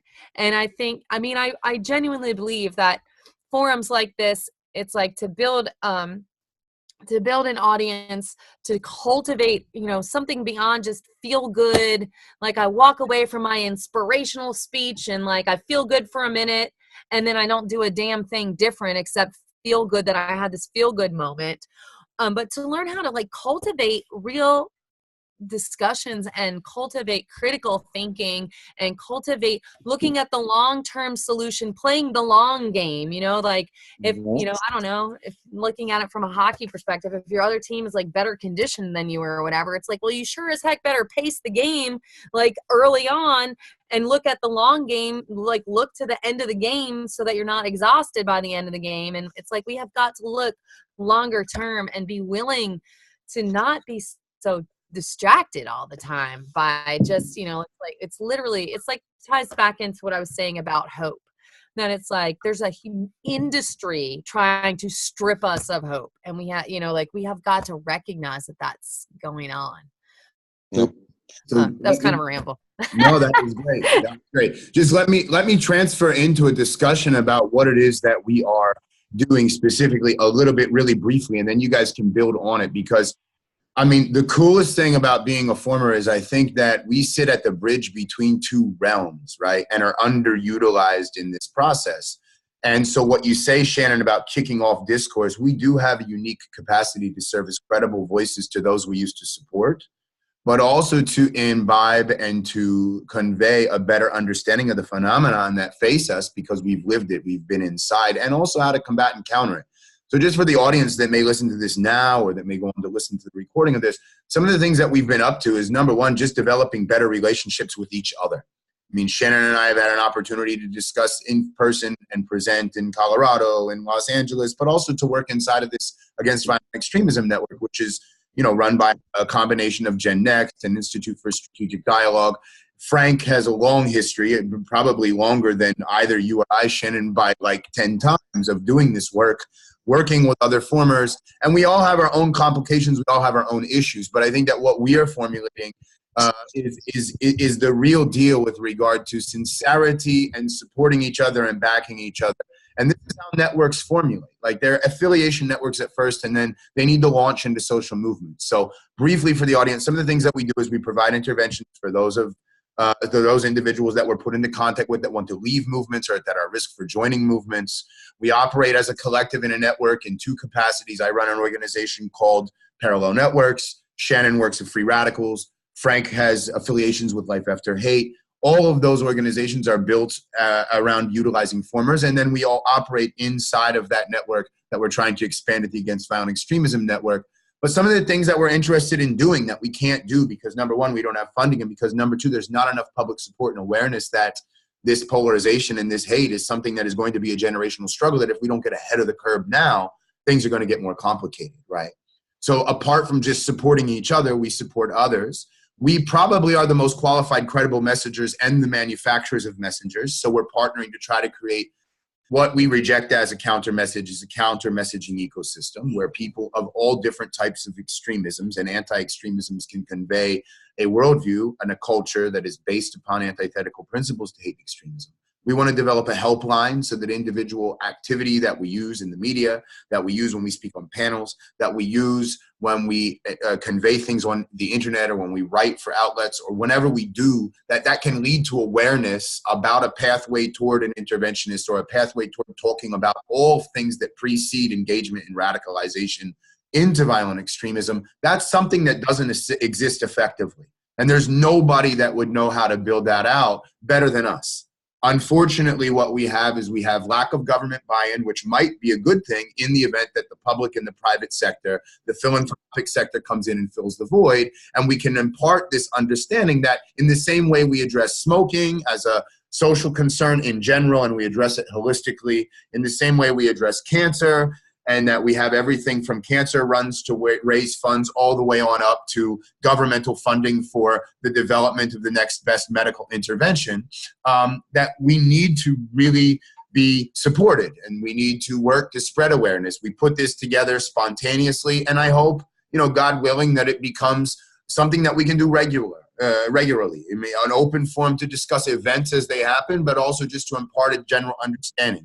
I know we as an organization at Parallel Networks are growing, Free Radicals is growing, but it's not growing to the point where we can do this as activists full time. So what are some of the ways, Shannon, that you foresee? I know right now there's a conversation going on behind closed doors about what to do. There's a community that we ran into haphazardly. Two radicalizers or propagandists for white nationalism moved into a Mennonite town, right? Mennonite-derived town, right? And the whole community is in shock. But the pacifism associated with that interpretation of sort of Christianity leads people to say, I don't want to get involved, typically. And then on the other end of the spectrum in the community, there's like this, we need to kick these people out. We need to hate them, like they hate us, and get rid of them because they're going to bring a risk or they're going to bring violence. So there's that whole boogeyman thing that goes on all the time with the Islamists at play in the community. So like what we want to develop is, and what, we have the capacity to do it with very minimal funds is, we want to be able to come in there and we want to be able in a response team sort of fashion is go in there, bring people, Shannon, Frank, myself, talk to the community, but then not just use our experiences, but talk and impart a better understanding of how every individual has an obligation to act, to expand that network into a movement, but then to do real interventions that are based in science. We're going to bring the trauma specialist that works with me, for example, to do a park-wide or a church-led meditation that transforms into something he's done with Palestinian Israelis, for example, so where people convey whatever they've projected in their head during that meditation onto paper with pen, pencil, and paint, and then share that narrative of why they drew what they drew and how they feel it affected them, so that can turn into a collage or a mural that can then be utilized to motivate and to create some sort of movement inside the community at a local level that can connect itself, act locally, think globally, blase.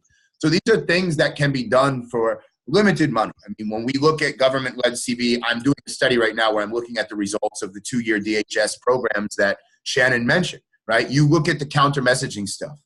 3 organizations were funded to do counter messaging. If you go on their YouTube videos and you look, they have like 15 views, 37 views. Their Facebook and Twitter followings are less than a couple hundred people. Their budget was $450,000, respectively. 2 of them failed miserably because they don't understand what they're doing. And I say that frankly, but I say that with enough experience in this field to understand that the experts with their measuring sticks on top of this all, they don't have the capacity to do what we do. We need partners with the people that know how to measure stuff. We need support, and that's not just self-seeking, right? There is the potential to utilize what we do together and the types of connections and the bonds that we build that build bridges that are similar to providing the same meaning, significance, and importance to individuals that have either been in extremist movements or giving them constructive ways to vent trauma and to deal with the consequences of assault, for example, or whatnot, you know, negative experiences, or as Christian calls them, potholes, you know, along the roads. You know, so at the end of the day, I mean, this is what we do. And for those of you that have, you know, benefited and have made it through listening for this hour and a half that we've been on so far, you know, we implore you to reach out to us, not just with money or not just with support, but just to engage in a communication. There's no greater marketing than word of mouth, no matter what people think about social media. And this needs to become a movement, and we need to get ahead of the curve. We have a lot of activity going on, and I'll allow Shannon and Frank to expound before we close out and open the floor for question and answers. I just wanted to show that there are constructive ways at the level of prevention, at the level of intervention, at the level of combat messaging, counter messaging, and then at the level of disengagement and bringing someone back from the fold. But they need to work holistically, and we need to understand how each level of countering violent extremism, if you want to call it that, works together. And really at the collective level, it's basically built on the principles that we need to learn how to live by, or we're not going to have and induce a new paradigmatic alteration that takes us to the next level of human existence. We're going to decline into what, you know, not to be a doomsday prophecy here, but you could see the complete fragmentation of what has been built over the past, what we would call the modern era. And that is really something we should be concerned with, not just protecting what we've established, but progressing. And that's really where it comes down. Like if you address that white privilege, right, and you acknowledge that white privilege, but you do it in a way that induces a emotional and a spiritual response, it's different than guilting and blaming and scapegoating, right? And that's a lot of what goes on, and it's real on both sides. It's not the solution. So you guys can build off of that. I just wanted to turn it into what we are doing constructively, and you guys can share either what you're doing at an independent level or branch off into whatever direction you feel. Go ahead. Can I take this one first, Shannon? Is that okay? Yes, of course. Oh, okay. Okay. So first off, why that people like us are very important, and not to make us, I don't think I'm very important. Trust me. I'm not much, but I'm all I think about, right? That's the whole world. Not much, but I'm all I think about. So when I practice humility, and I mean real humility, that is, I don't think less of myself, but I think about myself less. I think of others in my world, and that makes my life, again, it makes my life better when that happens, because I'm not all up in my head. Now, when experts would go to alcoholics, and this is almost to the founding of AA, when experts go to a guy who's a drunk and they say, stop drinking, your liver's as hard as a rock, and you're going to die in 2 years, he's not going to stop drinking. But when another alcoholic sits down with him and says, I've been there, I know what you feel, I'm there with you. That's kind of what we are. Like, there's no one that, when I marched, and Shannon, I think you were on that one video we did where I said this, I marched in rallies before, and people threw rocks and bottles and snowballs at us, and I never ducked one of them and thought, whoa, well, I've got to rethink my beliefs here. Like, I never did that. I always thought, now I'm more dedicated to my cause. But once the people started talking to me and having normal conversations with me, I couldn't fight that. I couldn't just go and fight it anymore. We, as formers, can go to people just think they're so horrendous people, and they throw them away, and they're just going to become trash or just kill them. I mean, then we sound like them. But when we go to them and we do try to have a real meaningful conversation and say, look, the best thing I've ever said in an intervention, one of the best things I've ever lined up with people is I say, when you joined this movement 5 years ago, did you think you were going to be the next Hitler? Or did you think you're going to be the guy I'm talking to right now who's hoping his probation officer doesn't violate him for hanging out with the wrong people again? Like, is that really what you thought your life was going to be here? And when they can't answer that question really legitimately and say, this is what I want in my life, that's when you know, like, then there's a room for change. There's room for hope, as Shannon was saying. I know that when I practice true humility and I practice it with empathy, it really makes me come back to having humanity. And humanity is something that even the Nazi soldiers, some of them still had it when they did the concentration camps. These guys were just following orders. And I know people would say, no, kill them all. They were guards at concentration camps, kill them all. Were they following orders, or did they really lose their humanity? Just like I lost my humanity. I didn't lose it like I dropped it. I gave it up for acceptance into this group because I had nothing else in the world. Nothing else. And no one else can relay that to another person that's like me but me. I would never listen to anybody else back in the day. But I know that coming out of the movement, I probably would have listened to somebody like me because I was looking for people like me. My brain works differently than others. I'm an egomaniac with no self-esteem. Well, I was. I hopefully changed that. But I was an egomaniac with low self-esteem. On top of that, I was an alcoholic. I'm the most dangerous human being on planet Earth. I'm the most dangerous human being when you're an egomaniac with no self-esteem.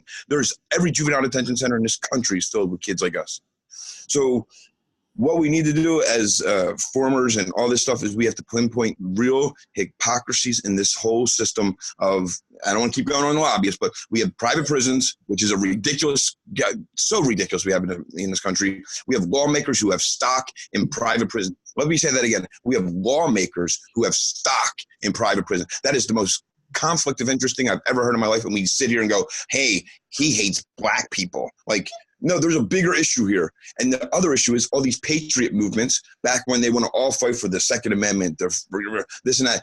Why didn't they stand up for that kid with the Fourth Amendment, that black kid who was getting stopped and frisked all over New York City? Why didn't any of them say, hey, that's a Fourth Amendment violation. Let's get on this. Because they had no empathy for that kid. They had no empathy for that kid. And that's where we need to all step up and say, that's wrong. That's absolutely wrong. And stop fighting over it. Who cares if two men get married? And that's what we fight about, when it's really, we have 2 million people in prison in this country. Are you goddamn kidding me? And we're going to sit here and fight over 2 men getting married.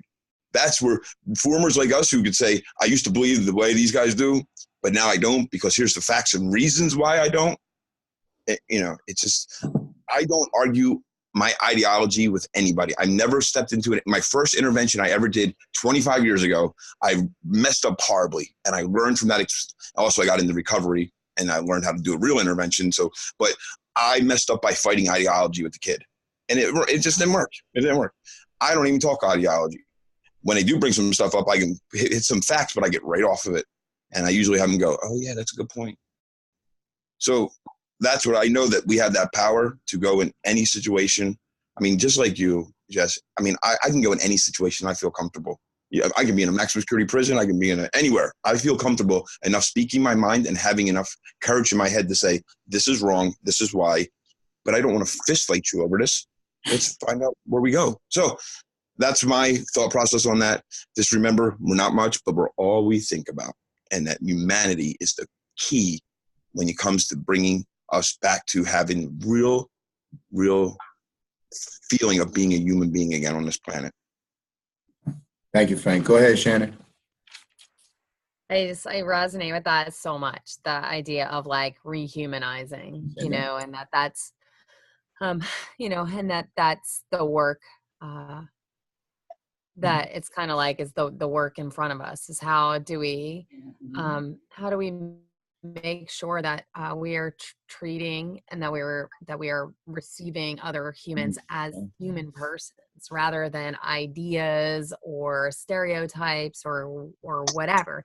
And that's, irrespective of what end of the political spectrum that you're on. It's one of I think that social media and technology in so many ways is so amazing and so powerful, and it creates this ability to have community in places and life circumstances where you might not otherwise have that. It gives you all of the information and all of this knowledge. Like, oh my gosh, it's so exciting and so fascinating. I hate that social media and stuff gets pegged so negatively because I don't think it is a negative overall. I think it has the potential. I think part of what we're seeing is a reaction to that, and people are freaking out because we haven't like adapted yet to it. We don't really understand how to continue what our needs actually are in terms of connection and how to maneuver through the digital age effectively, and at the same time, like Frank said, to maintain our humanity and the humanity of other people. Like, how do I look through this screen or type through these words and remember that this is a human being with whom I'm interacting?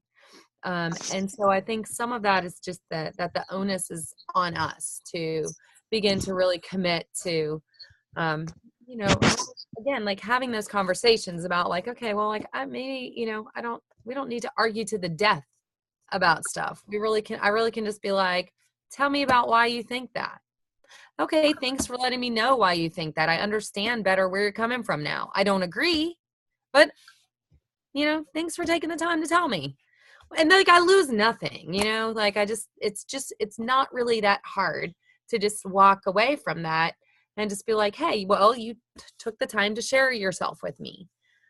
I think, again, that the idea that people who are in crisis so often listen and resonate with people who are not condescending to them, who rather are like, man, I totally feel you on that. Like, not just like, let me listen to you, but like, dude, I understand because my life, took me to these dark, dark places, and I have made really bad decisions, and I have done really terrible things. And I hear you. And I bet, like, I remember how that felt, and it felt powerful at the time. And man, like I've been so consumed with guilt and, like giving people permission sort of to share themselves, as we see in like social movements like the Me Too movement and stuff like that, where it's like this, this social movement of like, I think it would be an extraordinarily powerful thing if we all just made it a regular thing to talk about the worst crap that we've ever done. And the dirt, if we think about the stories that we try to keep hidden, and that we talk about those, and that we disarm shame so that we can be an empowered people and not allow shame to bind us. That instead of, having these things that make us feel like we're not worthy of love and we're not worthy of connection, just being like, okay, this happened to me and this was stuff that I did. And normally, like hitherto, I would not have revealed that. But I think that there's immense power in creating that sort of social movement where instead of being bound by this idea of shame, that we just talk about it all, because we all have the thing or the things in our life that is the worst thing that we've ever done. And we all have the worst thing that has ever been done to us. It's obviously a matter of scale, but it's not like a competition, because it's in each individual life or whatever is your worst thing is your worst thing. And being better about communicating that. And in doing so, like making it so that our young people know that the dark places that in which they find themselves, like they're like every human that has come before them has been in that dark place, like that it's not brand new to them, and it's not unique, and they don't need to be overcome with shame. I think I think a lot of what needs to happen right now is creation of social movements and social change, developing, basically creating the demand for what we have, which is building out resiliency and preventative programming that school systems and stuff will adopt, that where it's like we teach our children what to do if there's an earthquake or a tornado, if there's a fire, if there's a school shooter. Like, why the hell we do not just starkly decide to teach our children what grooming looks like, what recruitment looks like, who is at risk, how it happens, talk about, our kids talk a little bit in school about social media grooming and stuff like that, but not super extensively. And mostly it's like because somebody's going to kidnap you or something, which doesn't even have, like, it doesn't even like correlate with the statistics. But talk about that stuff openly, honestly, and give children the skill set to just be like, hey, I think maybe like I was contacted by a white supremacist today while I was playing my video game. Like while I was playing Call of Duty, these people were talking about, being a hero and all this stuff for my race or whatever. Like I should, that I think that is something that we can do short term. It doesn't cost much money. It's really easy. I think we have got to incorporate, and not to put more on the, teachers already have so much on their plate, but on the idea they have our children, that for most people, the schools have our children for most of their childhood. So why not develop the idea of developing our children as people, that is just as, if not more important than the stuff they have to memorize. Like, let's focus on developing humans. Like, let's focus on what that means, and learning civility and teaching, conversation and things like that. I think that's something that is something that everyone, no matter what their political spectrum, like, other than like that's parents' responsibility, which I agree. But there's also, that there are lots of people with whom we entrust our children into their care. Just, working on that piece. And then we have got to really just push and get clear on domestic terrorism, and that it's not going to look the same because it's a leaderless movement. It's like this leaderless resistance, right? So it's like, it's not going to be cells. It's going to be people who are influenced heavily by cells, or, it does not operate the same way. And that we have to look at white men in particular, even though, I was a violent white supremacist, that primarily we have to be willing to look at white men and just be like, that person is a terrorist, even, that and decide what we're talking about when we talk about political agendas and political motivations, and, in terms of disruption and what the eventual goal is of the violence that they're perpetrating. That I think that is something that we absolutely positively have to really press, that we really have to press what we're talking about when we talk about the violence that we see just on the reg now. And I would agree with that completely. And one of the things that we have to start calling out is the people that are kind of relaying the same messages. And basically, I'm really talking about like Fox News. I mean, like, there's a network you can go, if you want to go and be a white male and go watch something to make you fearful that you're losing what is yours, you watch Fox and Friends in the morning. It's not a very friendly show. I mean, it's all about, look, they're coming. The war on Christmas, it's always the war on something, right? And so we have these networks now that I couldn't imagine, Shannon, what we would have done if Fox News was around when we were recruiting. I mean, it's the most greatest platform ever. And people hate when I bring that up. Like, people are like, oh, that's political. Now you're getting all, and I'm like, no, I'm just being factual, that people like at Fox News, who they made their money off of people being fearful. That's why people watch the show. They want to see, and here I want to show this in the midterm. I'm doing my own study on this own thing, so it's not completely done by a university. But watch every political commercial from here until the midterms, which is next week, next week. Every right-wing guy who's up for election, every commercial they have is Nancy Pelosi, who's tied back to whatever close person that's in that regional race, and they show like Antifa, they show all these groups, like the liberals are always like those people. And then when you watch the Democratic ones, which again, they're just idiots too sometimes, but so I don't want to pick sides here, but all those are like, hey, they're going to take our health insurance. That's like their big stand, right? That guy's going to get in office, he's going to take our health insurance. But it doesn't make you like want to go out and fear, like, oh my God, who are those people coming into my neighbor? But the right wing ones are always like, they're making us and them. And I think you said it earlier, Jeff, like us and them. They're so good at that. It's like, here's us and them, here's the liberals, and they show all the creepy music and the people, faded out crowds of people throwing chairs, and like, that's what's coming. That's what's coming for your children.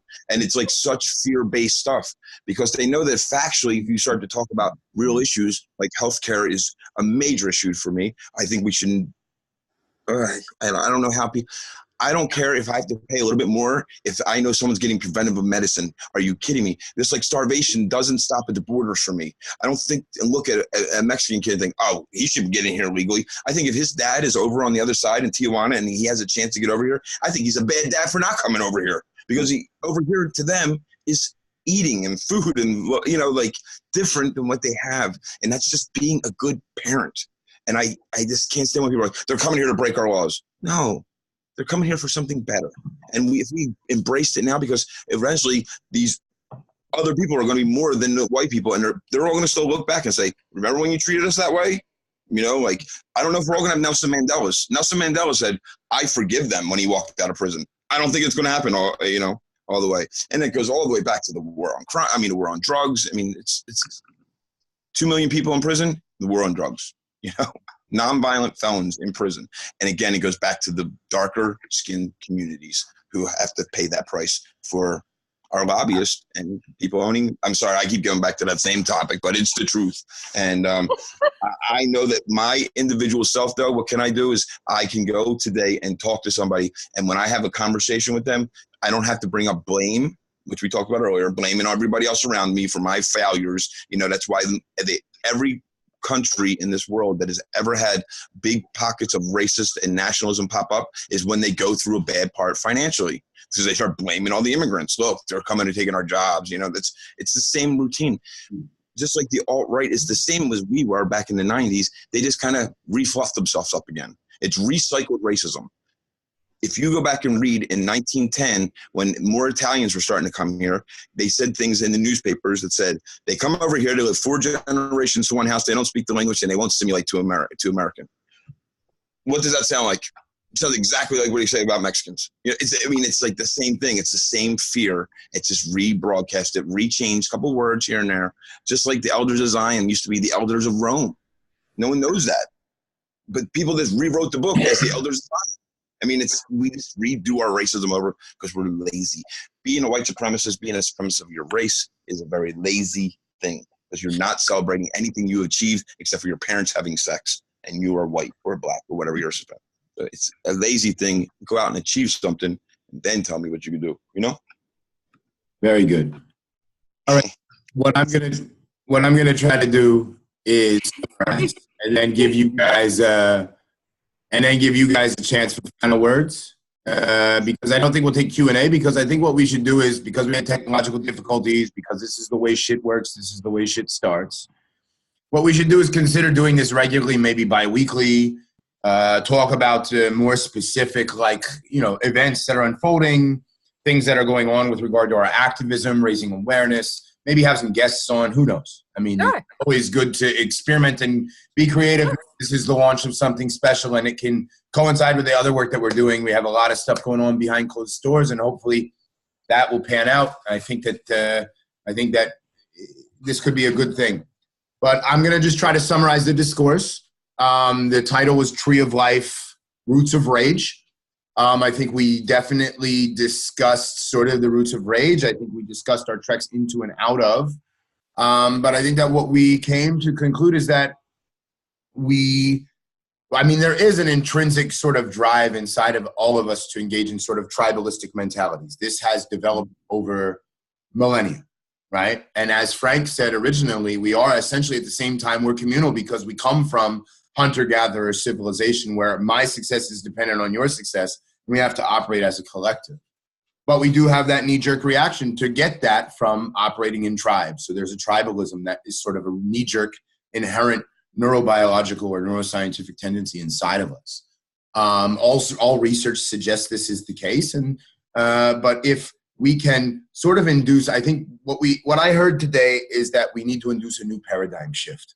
You know, there's this Thomas Kuhn who is talking about raw science, has this term, a paradigm shift in science, whereas everything that's considered normal all of a sudden in a very small period of time is knocked out of the woodwork. And there's this developmental paradigm through which all new discoveries are made. And scholars and philosophers like Nassim Nicholas Taleb talk about black swans, things that are never seen, events occur, and all of a sudden there's a shift into this massive exponential growth, the likes of which, induced the real changes that we see in history. 9/11 is a black swan, for example, and it created the war on terror paradigm underneath which we live today. And some may very well say, had we done things differently, we might not even be in the same position that we are now. But I think we have to overcome that. And I think I heard every single individual speaker here say that. And I think that we heard Shannon say that it starts with acting individually. And I followed that up and suggested that if it acts and happens individually, then it can happen socially. And then that local activity that we all engage in can be connected to the global one. I think that in a longer discourse, when we talk about how counter messaging or combat messaging in the field of CVE should be applied practically, that can come out. Maybe that's a topic for another discussion. But sometimes evil takes root. But I think that what we see is evil takes root and it burns itself out, because I don't think it's sustainable. But I think that seeds of hope, which is part of what we sort of try to tap into with regard to this discussion, I think they're harder to plant. I mean, there's 3 people in this room. We had technological difficulties. Not much happened, right? But there may be a seed here that can be generated and groomed, but it's going to take time. I think of the Chinese bamboo shoot, right? Which, like, if you look at bamboo and how it grows, like for the first several years, it only grows 4 inches. And then all of a sudden, the 5th year, it just sprouts 50 feet. So you have to plant seeds of hope in times of pessimism.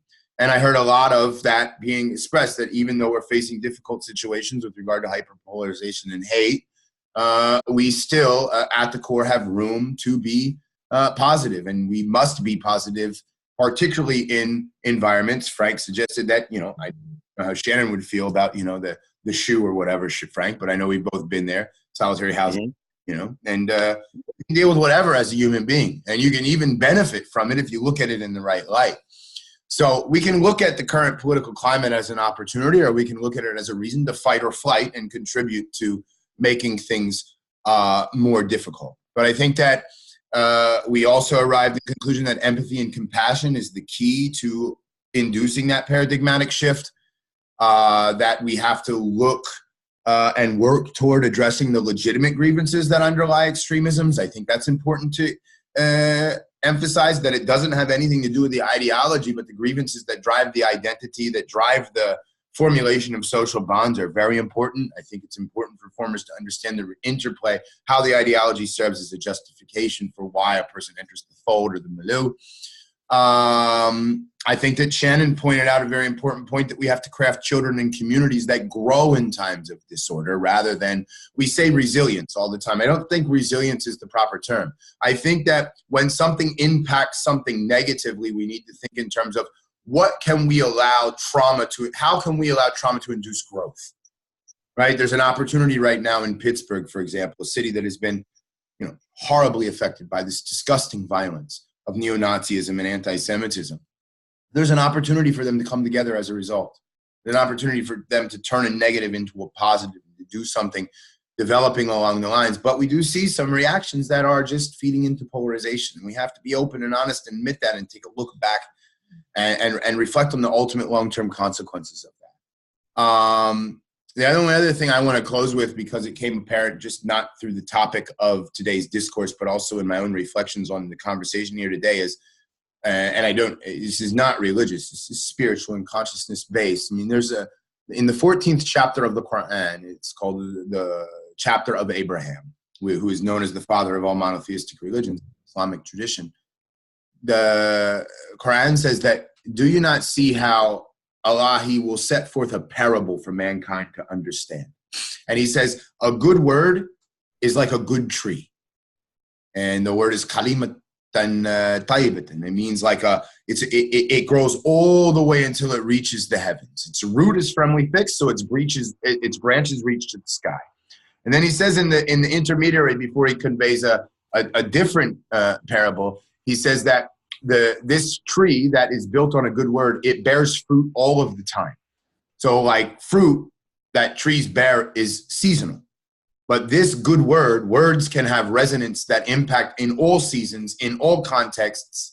And I think that it's preaching and speaking about our experiences that can set forth that root, and then developing this into pragmatic and practical, solutions.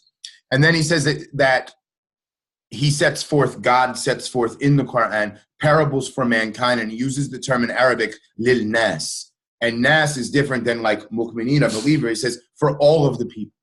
So it's like, it's not just, a good word does not just affect the believers in Islam or the believers in the Prophet Muhammad. It affects lil nas, all of mankind. So it resonates to surpass identities that are tribal. It's just general. It's universal principles. And that's how you understand a good tree. And then the Quran goes on to describe the opposite. And it says that the parable of an evil tree or an evil word is like a tree that's uprooted from the surface of the earth. And it says it has no thabat, it has no steadiness, it has no stability.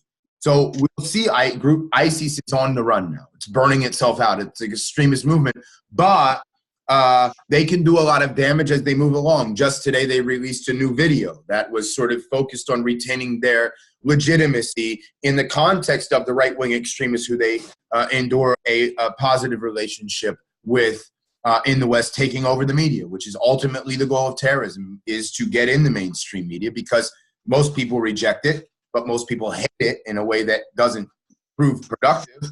And then as a consequence, that fringe element sees that coverage on the local media and says, well, I understand why he did it, whatever. So I think we need to think of Hitler, fascism, World War II. But we also need to look at, if bad words burn themselves out, like fascism in the 30s and the 40s was probably the worst case scenario, right? Hitler had this expansionary project. We either conquer the world or we fail. And he failed. But from that rise of that evil, that anti-Semitism, that's just a despicable stain on history. What happened? Like, we engaged in a process of coming together in the West and coming together globally to combat that threat. And it induced the formulation of a new world order that did, for lack of its, it wasn't egalitarian, it wasn't perfect, but it birthed the world order that we live in and that we enjoy. Democracy spread over the past 50 years to over 200 countries, quote unquote democracy at times, but it's not perfect. But it gave us a liberal order that was representative of a paradigm shift. And I think that a lot of what we see going on in the world think of the Brazilian elections. They just elected a fucking fascist, right? Mm-hmm. Going on all over the world. So we're moving towards sort of a threatening of the order that we have come to take for granted. And I think that makes it even more imperative that we do what we do. And finally, in closing, like, words are as powerful as weapons today with social media. Like, you can really weaponize words. I learned that personally. Never made the connection between the speech that I gave, because I was the bridge between the crazies, right, and the more moderate extremists. But I didn't realize people would pass from me on and call me a hypocrite because I wasn't extremist enough, and then they go on to try to blow something up. I think the ultimate conclusion that I have is that we have to plant seeds of hope before we allow this darkness to expand. And I think today's conversation was basically a seed. I hope it can flourish. I do want to say that before you guys close out, we should have a moment of silence for the victims of the synagogue shooting, the two individuals in the grocery store in Kentucky. That could have been horrible. Thank God there was no entrance into that church. Unfortunately, two elderly people, for no reason other than shopping for their groceries, died because of somebody's racism.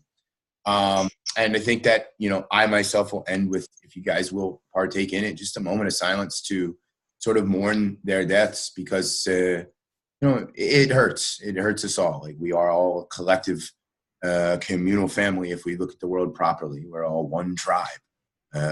We shouldn't be separated. So if you don't mind, we'll just kind of like take 20 seconds to mourn them and to consider and to pray that whatever comes, or whatever there is in that consciousness and that, that thing that we've identified that is apparent, that whatever it is a positive peace and bliss for them wherever they may be.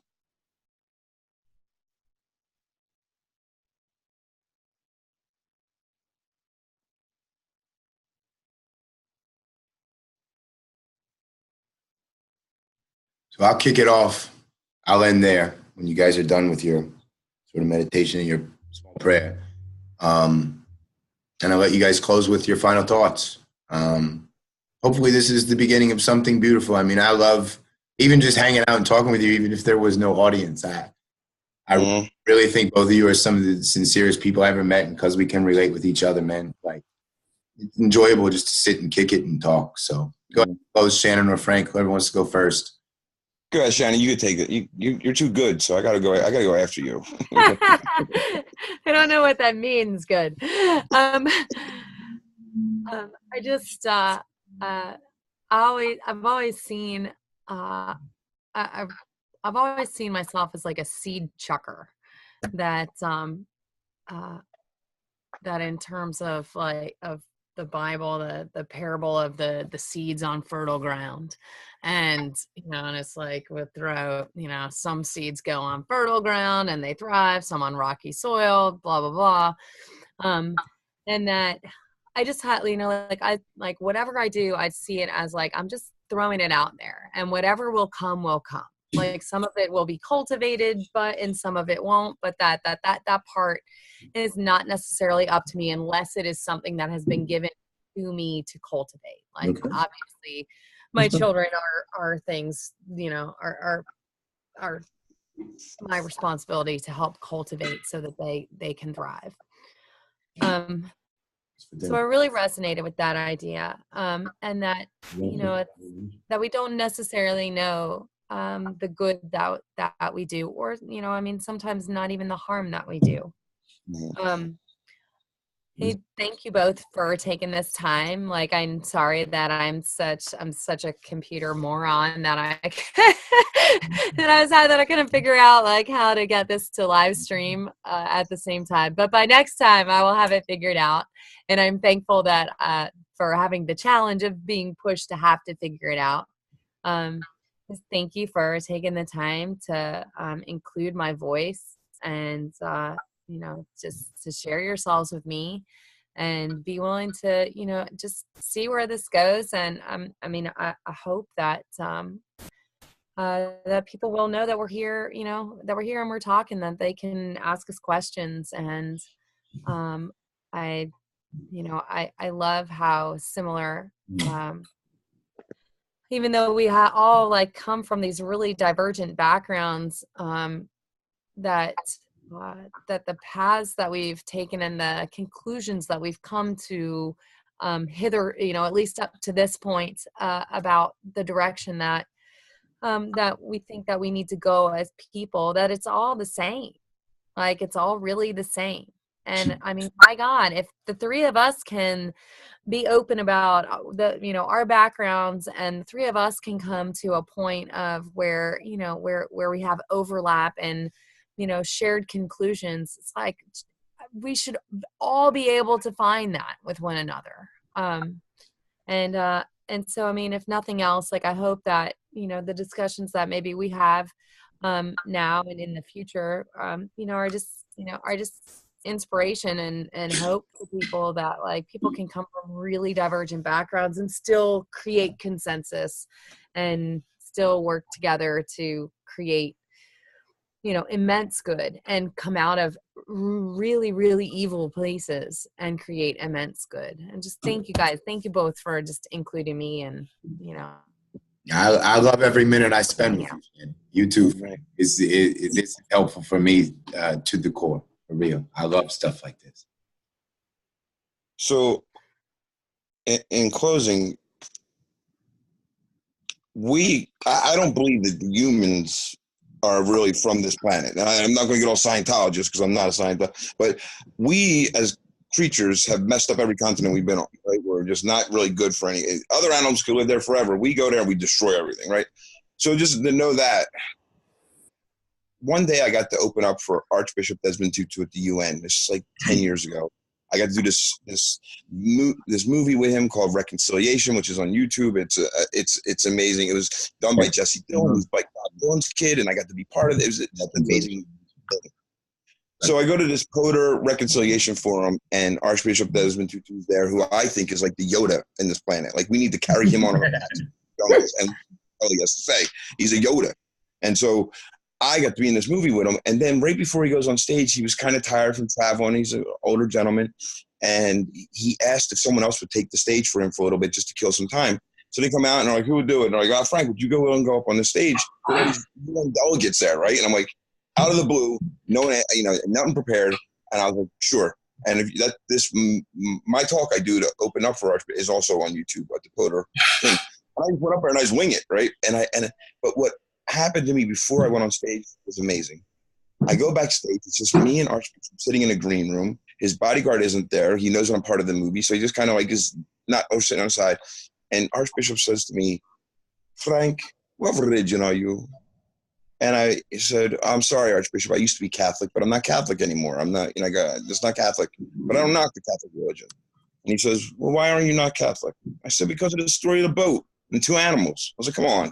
They're still discovering animals in the Amazon. They're 10,000 years old. That dude didn't go over there and go get them. So I just don't believe that story." And he goes, "Oh, I get it. I get it. You're a good point." And I'm like, "Really?" Then he goes, "But let me tell you something." I'm like, "Oh, shit, here we go." He says, "Frank, one day the wolf and the lamb will get along again." And I looked at him and he goes, "And Frank, you would ask me, Frank, when was the first time?" And he said, "It was on the ark. They had to get along or they had to get off." He goes, "If the human race starts to treat this planet as our ark, maybe we'll figure out how to get along." And I just looked at him and said, "All right, dude, I'm Catholic again, whatever." Mm-hmm. But it was just such the way he just truly believed that was amazing. And it made me rethink that I know that Prophet Muhammad was a civil rights speaker. His last speech he gave before he died, like one of the greatest, great civil rights speech about how everyone can be a Muslim. I mean, all those great leaders, including who I love, is Jesus. I mean, where did he go from in his years he's missing? He went down the trade routes. He found what a great, I mean, God, I wish we could talk about that stuff, but everyone's like, "No, we don't know where we can. This is going to be a regular joint." We can. Why does he also hold his fingers like the monks did in Tibet? Because he went there. And he came back to the Middle East and he said, "The Romans and the Jews are messed up right now." And I'm not knocking. By the way, just so you all know, Meeink, my last name, Meeink. That's how we get popular on YouTube, right? That's it. But here's the shocker, and some people notice and some people don't. People write about it sometimes. My last name, Meeink, is actually Jewish, and I didn't find that out until like 5 years ago. Meeink is Dutch Jewish. And Matajahu is the one who tells me I'm Jewish. And then I went to a Passover Seder with this rabbi who's a conservative rabbi. Forever, dude, I was so hungry. You got worse luck. So hungry. And he's talking all this stuff, and I just remember thinking, like, this is no different than me listening to my drunk uncle who has spirituality, But it was such a great feeling of just family, cohesiveness, and just know that, besides hating the Dallas Cowboys, I don't hate anybody. I don't hate nobody. Life is good. And whenever I go through troubles, and I coach elite hockey players from 18 down to 14, and these kids are sent to live where I live, and we coach them. And these kids, sometimes they come in with these problems, like, "Oh, my girlfriend's not talking to me back home." And I go, "Dude, it's such white people problems." And they don't get it. I'm like, "It's such white people problems." Like, you want to bitch your parents ain't sending you enough money for gas? That is the most high-classest problem I've ever heard in my life, dude. Trying to eat out of a dumpster. There's a kid in Bangladesh right now who is losing his legs because he can't even eat, and he's malnourished. And you're going to tell me you're mad because your mom won't send you an extra $40 a month? That's ridiculous. And so I always have to put the world in perspective for myself. I try not to be led by ego. And ego just stands for easing God out. Every time I let my ego, it pushes God out. And if I can bring my ego back in the thing and have some self-esteem in myself, God comes into my life. And again, I'm so not, my God is right. My biggest concept with because it's just a concept. We're all have the same God. It's just a concept. My concept and the biggest concept I have is I don't give a rat's ass what your concept is. Bad or wrong. I just don't care because I don't want to fight with you about it. My God and belief in my concept of God has made me a better human being today. Boom, done. Drop the mic. Fuck Bobby. And with that, and with that, amen. And I think we're on to something. We'll probably try to minimize these 2-hour rants down to about an hour, but we could do watch it. But it's okay because performers get together. This is just what happens. But man, I could stand up for a long time with y'all, but we're gonna end this. let's talk in private. Thank you to Mustafa and Carla Power for joining us despite the technological difficulties. And thank you. I think we had somebody who donated some money. Oh, sorry. I think we had, so like if we can. That's what we need, donations, so we can do this regularly and expand this and let it grow and plant this seed. Thank you so much to whomever it was. Can you get a Shannon, do you have a name? I don't know if she wants her name out. Okay. Cool. I don't know if he or she or they want their name. Okay. I kind of knew that already, didn't I? But yeah, so thank you to our donors. That's going to help us be able to scale what we're doing, and we're super grateful, and we're trying to roll out a helpline.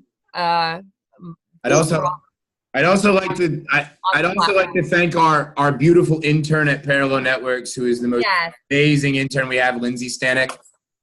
She designed the flyer for this in like 2 hours, put it together. Which is amazing.